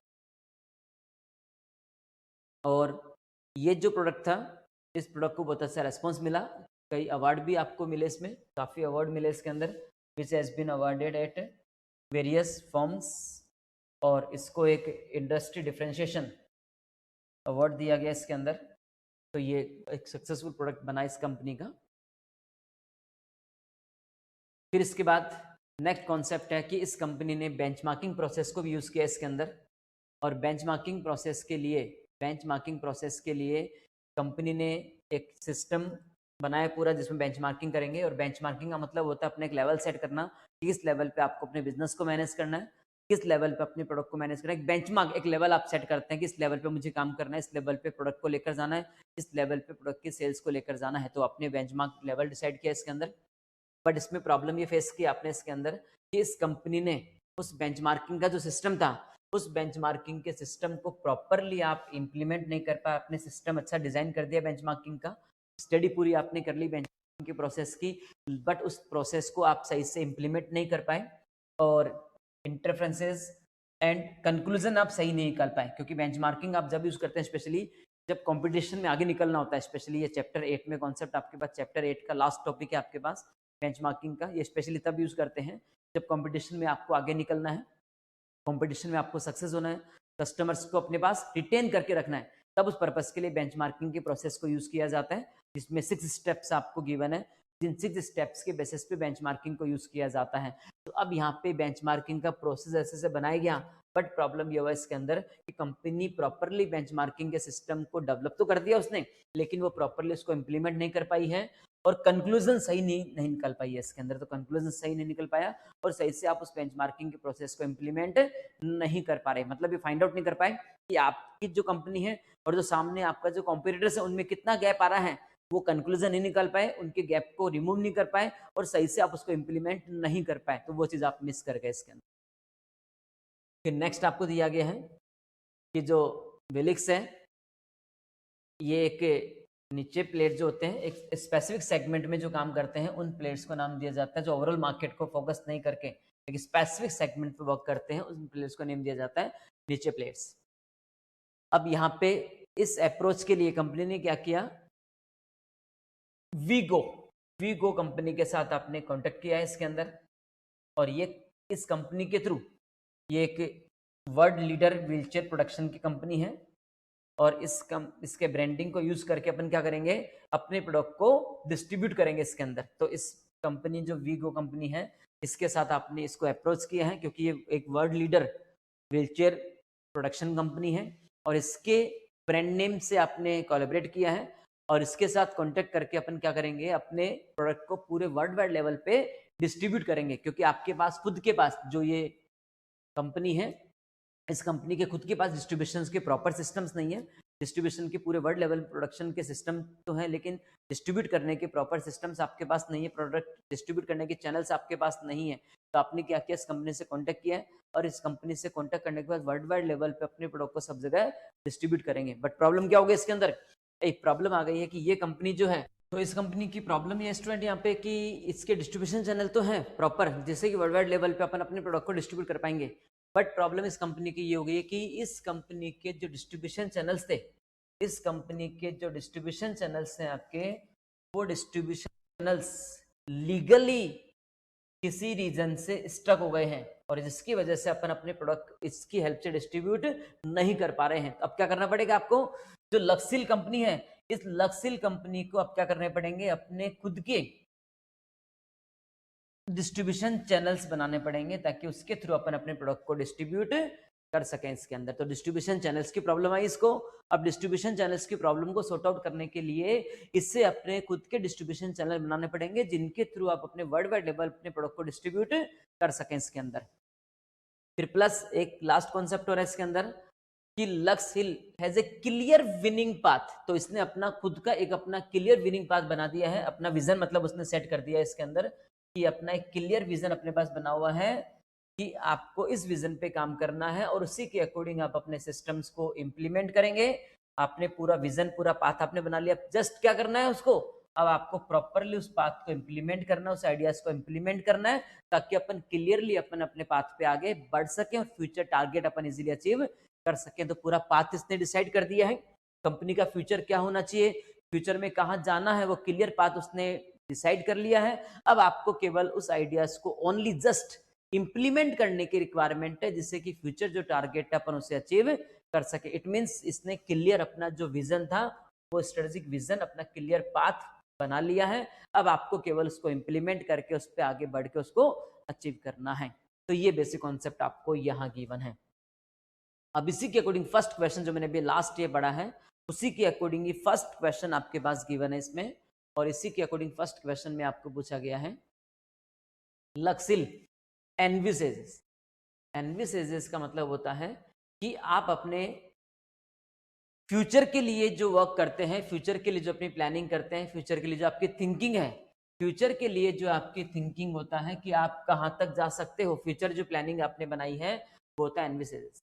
तो इसका एनविसेज क्या है कि मैं क्या हूं, एक most admired responsible health care equipment company international level के साथ में।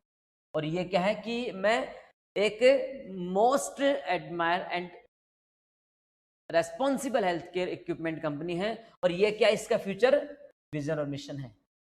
और अब आपको बताना है कि यदि यही इसका मिशन है, यही इसका विजन है, तो जब स्ट्रेटेजिक विजन बनाएंगे तो स्ट्रेटेजिक विजन बनाने में किस इसकी ड्राफ्टिंग की अब रिक्वायरमेंट नहीं है, क्योंकि आपने विजन पहले से, फ्यूचर पाथ क्या होगा, वो फ्यूचर पाथ आपने पहले से डिसाइड कर लिया है।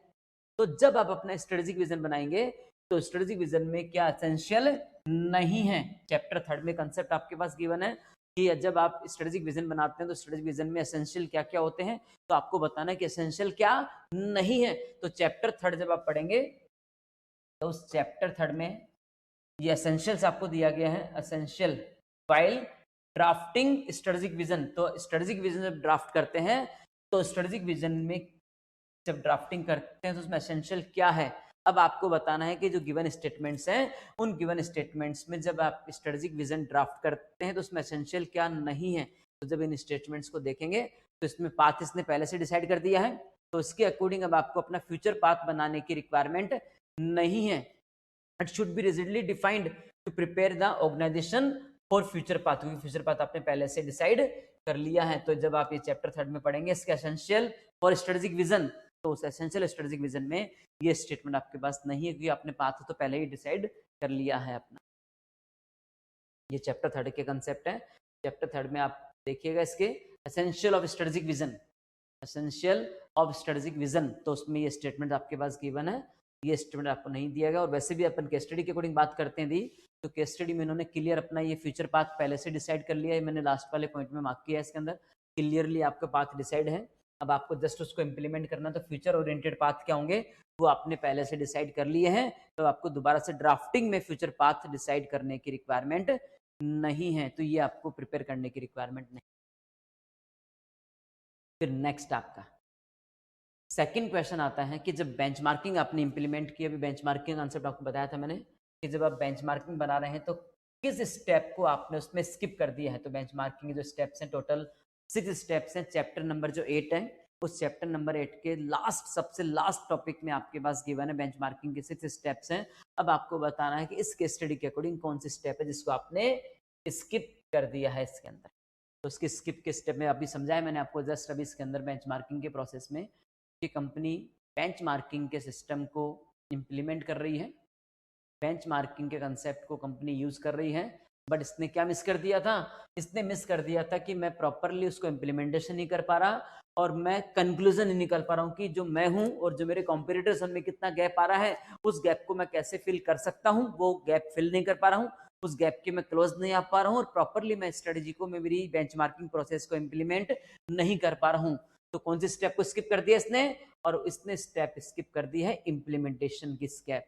तो रिपोर्टिंग और इम्प्लीमेंटेशन के जो स्टेप्स हैं जिसकी वजह से अपन गैप को आइडेंटिफाई कर सकते हैं कि आप और जो आपके कॉम्पिटिटर्स में कितना गैप आ रहा है, उसको आइडेंटिफाई करने के लिए जो रिपोर्टिंग बनती है और जो इम्प्लीमेंटेशन होता है उस स्टेप को आपने क्या कर दिया, इसमें मिस कर दिया है इसके अंदर। तो ये वहाँ पे भी क्लियर इन्होंने मेंशन किया, इसलिए मैंने वो पॉइंट हाईलाइट किया था आपको इसके अंदर कि यहाँ पे आपने बेंचमार्किंग के सिस्टम्स के अंदर, बेंचमार्किंग का जो सिस्टम्स है उसमें आपने इम्प्लीमेंटिंग जो प्रोसेस था उसको मिस कर दिया है इसके अंदर, और वही कंसेप्ट आपको क्वेश्चन के आंसर में भी गिवन है इसके। तो आपने इम्प्लीमेंटेशन की स्टेप को मिस कर दिया इसके अंदर। फिर नेक्स्ट 4th नंबर क्वेश्चन में आपके पास मेंशन है डॉक्टर बुद्धिराज को एज ए सीईओ इसमें अपॉइंट किया गया है। इसके स्टडी में जो बुद्धिराज हैं, डॉक्टर बुद्धिराज को एज ए सीईओ इसमें अपॉइंट किया गया है इसके अंदर। Doctor Buddhiraj appointed as CEO last year उन्हें एज ए सीईओ अपॉइंट किया गया है, जो कंपनी के लीडर होंगे और जो कंपनी के सिस्टम्स को लीडर बन के कंट्रोल करेंगे, कंपनी का जो कल्चर है, कंपनी का जो सिस्टम्स है उसको कंट्रोल करेंगे, और जो आपके एम्प्लॉयज हैं उन सभी एम्प्लॉयज को क्या करेंगे, इंस्पायर करेंगे। इसके अंदर एम्प्लॉयज के लिए इंस्पिरेशन होंगे और एम्प्लॉयज को इंस्पायर करेंगे, इसके अंदर एम्प्लॉयज को मोटिवेट करेंगे अच्छा काम करने के लिए, जिससे कि अपन अपना बिजनेस और अच्छे से मैनेज कर सकें। अब यहाँ आपको बताना है इसके अंदर, इसके कंसेप्ट में कि जो डॉक्टर बुद्धिराज हैं, बुद्धिराज क्या करना चाहते हैं, कंपनी में बहुत लार्ज लेवल पे चेंजेस लाना चाहते हैं अपने स्ट्रक्चर में। जो आपका स्ट्रक्चर है, अपना जो कल्चर है, उस स्ट्रक्चर में और कल्चर में क्या करना चाहते हैं, वो चेंजेस लाना चाहते हैं। किसमें, कंपनी के स्ट्रक्चर में और कंपनी के वर्किंग के अंदर। अब ये अपने इस अप्रोच के लिए, इस वर्किंग के लिए बहुत अप्रोचेबल है, he has been very approachable है। बट प्रॉब्लम क्या है, प्रॉब्लम ये है कि create by employees at all level. तो हर लेवल पे जो एम्प्लॉयज हैं उन एम्प्लॉयज की तरफ से इनको टेंशन है, क्योंकि एम्प्लॉयज इनका प्रॉपरली साथ नहीं दे पा रहे हैं, सही से वो इनके साथ नहीं है। तो अब आपको बताना है कि इन्हें एम्प्लॉयज को मोटिवेट करने के लिए, एम्प्लॉय को इंस्पायर करने के लिए किस लीडरशिप स्टाइल को यूज करना पड़ेगा।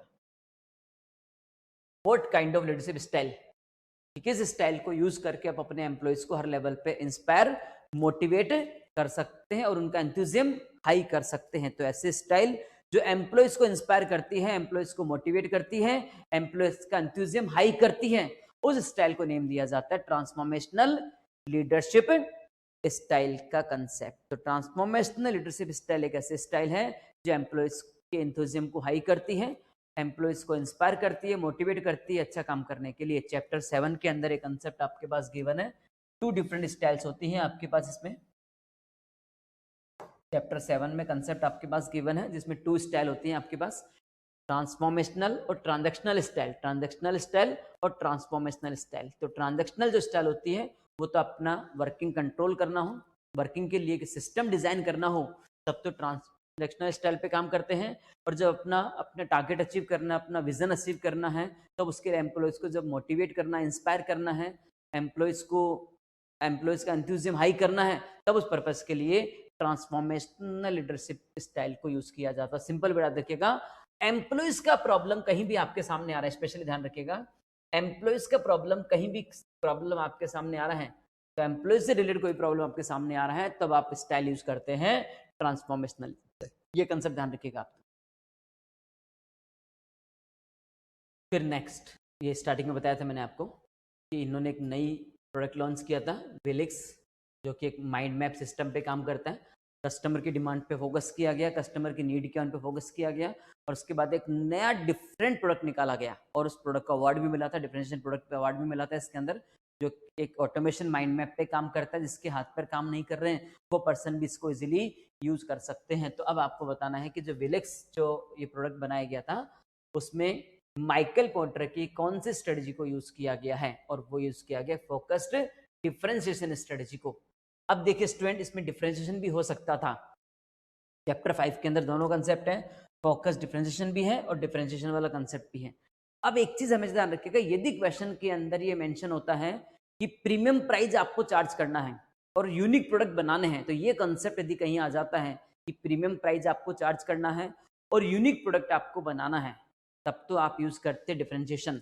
लेकिन इसके अंदर जब आप पढ़ेंगे इसके कंसेप्ट को, मैंने स्पेशली इसलिए वो हाईलाइट भी किया था इसके कंसेप्ट को, कि इसमें जो विलिक्स ये बनाई गई है व्हीलचेयर,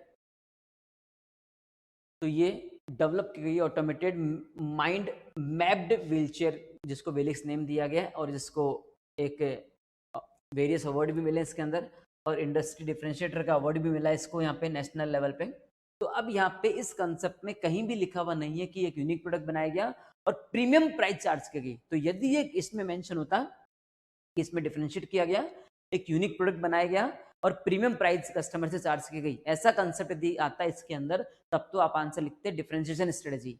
लेकिन यहाँ पे इन्होंने एक प्रोडक्ट बनाया है, एक व्हीलचेयर बनाई है ऑटोमेटेड माइंड मैप के बेसिस पे, जिसमें इंडस्ट्री डिफरेंशिएटर का अवार्ड भी मिला इसको। तो इस तरह का जो कंसेप्ट होता है उसमें आप इंडस्ट्री पे फोकस कर रहे हैं, और फोकस करने के बाद कस्टमर की नीड क्या है उसके अकॉर्डिंग अपना प्रोडक्ट डिफरेंट कर रहे हैं, तो वो आपका आता है फोकस डिफरेंशिएशन स्ट्रेटजी। तो मार्केट में इंडस्ट्री की जो डिमांड है, इंडस्ट्री की डिमांड के बेस पे प्रोडक्ट डिफरेंशिएट करते हैं, तो वो आता है फोकस डिफरेंशिएशन स्ट्रेटजी। ये चैप्टर 5 में कॉन्सेप्ट आपके पास गिवन है इसके अंदर, तो ये आ जाएगा। ये ध्यान रखिएगा स्टूडेंट, इसमें स्टूडेंट को कंफ्यूजन होता है और इसका क्वेश्चन में आंसर कर जाते हैं डिफरेंशिएशन, जबकि डिफरेंशिएशन आपको आंसर जब लिखना है जब क्वेश्चन में या केस स्टडी में मेंशन हो कि एक यूनिक प्रोडक्ट बनाया गया और प्रीमियम प्राइस चार्ज की गई, तब डिफरेंशिएशन आता है। लेकिन यहाँ पे ऐसा कोई कंसेप्ट नहीं है, तो फोकस डिफरेंशिएशन आता है, क्योंकि आप कस्टमर की डिमांड पे, इंडस्ट्री की नीड पे फोकस कर रहे हैं और उनके बेस पे ऑटोमेटेड माइंड मैप व्हीलचेयर आपने बनाई है, तो डिफरेंशिएशन फोकस के कंसेप्ट में आता है ये।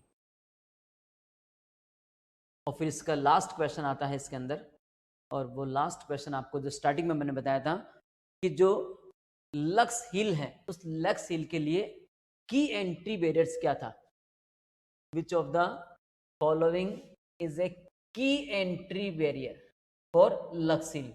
तो लक्स हिल के लिए एंट्री बैरियर क्या था, देखो मैंने अलग से हाईलाइट भी किया इसके कंसेप्ट को, कि जो वीगो कंपनी है, उस वीगो कंपनी को आपने अप्रोच किया है ताकि वर्ल्ड वाइड लेवल पे अपने प्रोडक्ट को अपन डिस्ट्रीब्यूट कर सकें। बट प्रॉब्लम क्या हुई थी, वीगो जो कंपनी थी वो स्टक हो गई थी लीगल लिटिगेशंस की वजह से इसका डिस्ट्रीब्यूशन चैनल के साथ में। तो अब इसके थ्रू अपन डिस्ट्रीब्यूट नहीं कर पा रहे हैं, तो कंपनी को क्या करना पड़ा, अपने खुद के डिस्ट्रीब्यूशन चैनल्स बनाने पड़े इसके अंदर। तो जब अपने खुद के डिस्ट्रीब्यूशन चैनल बनाते हो, क्योंकि अब उसके डिस्ट्रीब्यूशन चैनल्स के साथ तो आप बिजनेस नहीं कर पा रहे हो, आपके खुद के डिस्ट्रीब्यूशन चैनल आपके पास नहीं है, तो वो entry barrier world wide level पे आपको आगे अप्रोच करना है। तो वर्ल्ड वाइड लेवल पे एंट्री करने में एंट्री बैरियर क्या बना आपका, डिस्ट्रीब्यूशन चैनल्स आपके नहीं थे, क्योंकि डिस्ट्रीब्यूशन चैनल आपने इसके यूज किए थे और ये खुद अपनी स्टक हो गई है लीगल लिटिगेशंस की वजह से, और अब आपके खुद के डिस्ट्रीब्यूशन चैनल्स नहीं है, तो वो डिस्ट्रीब्यूशन चैनल ही क्या बन गए, आपके की एंट्री बैरियर बन गए, किसमें, वर्ल्ड वाइड लेवल पे एंटर करने में। तो उसके अकॉर्डिंग इसका आंसर आ जाएगा, और वो आ जाएगा डिस्ट्रीब्यूशन चैनल से क्या हो गया आपके लिए, की एंट्री बैरियर्स आपके बन गए। तो की एंट्री बैरियर्स फॉर लक्स हिल, उसके लिए क्या हो गए, डिस्ट्रीब्यूशन चैनल जो थे वो डिस्ट्रीब्यूशन चैनल आपके क्या हो गए, यहाँ पे एंट्री बैरियर्स बन गए इसके। इसी की वजह से आप वर्ल्ड वाइड लेवल पे अब अपने प्रोडक्ट को डिस्ट्रीब्यूट नहीं कर पाए थे। तो अब आपको डिस्ट्रीब्यूशन चैनल बनाएंगे पहले, और उसके अकॉर्डिंग अपन वर्ल्ड वाइड लेवल पे उसे डिस्ट्रीब्यूट करेंगे इसके अंदर। ओके स्टूडेंट, तो ये थी आपकी 4th नंबर केस स्टडी का कंसेप्ट। अब अपन नेक्स्ट क्लास में, नेक्स्ट वीडियो में इसकी जो रिमेनिंग केस स्टडीज हैं वो अपन कंटिन्यू करेंगे इसके अंदर स्टूडेंट। तो आप इन सभी के केस स्टडीज को रिवाइज कीजिएगा स्टूडेंट, और आगे की जो केस स्टडीज उनके भी ऊपर रीडिंग लगाइएगा इसके अंदर, जिससे कि आपको जब मेरा नेक्स्ट वीडियो आएगा तो नेक्स्ट वीडियो के लिए आपको कंसेप्ट और ज़्यादा क्लियर होंगे, नेक्स्ट वीडियो में और अच्छे से आप समझ पाएंगे इसके अंदर। तो अब इन प्रीवियस को पहले रिवाइज कीजिएगा, और जो नेक्स्ट जो केस स्टडीज उनकी रीडिंग लगाइएगा, जिससे अपन नेक्स्ट वीडियो में इनके प्रॉब्लम सॉल्व करें तो और इजीली आप समझ पाएं इसके अंदर। Okay student, good bye.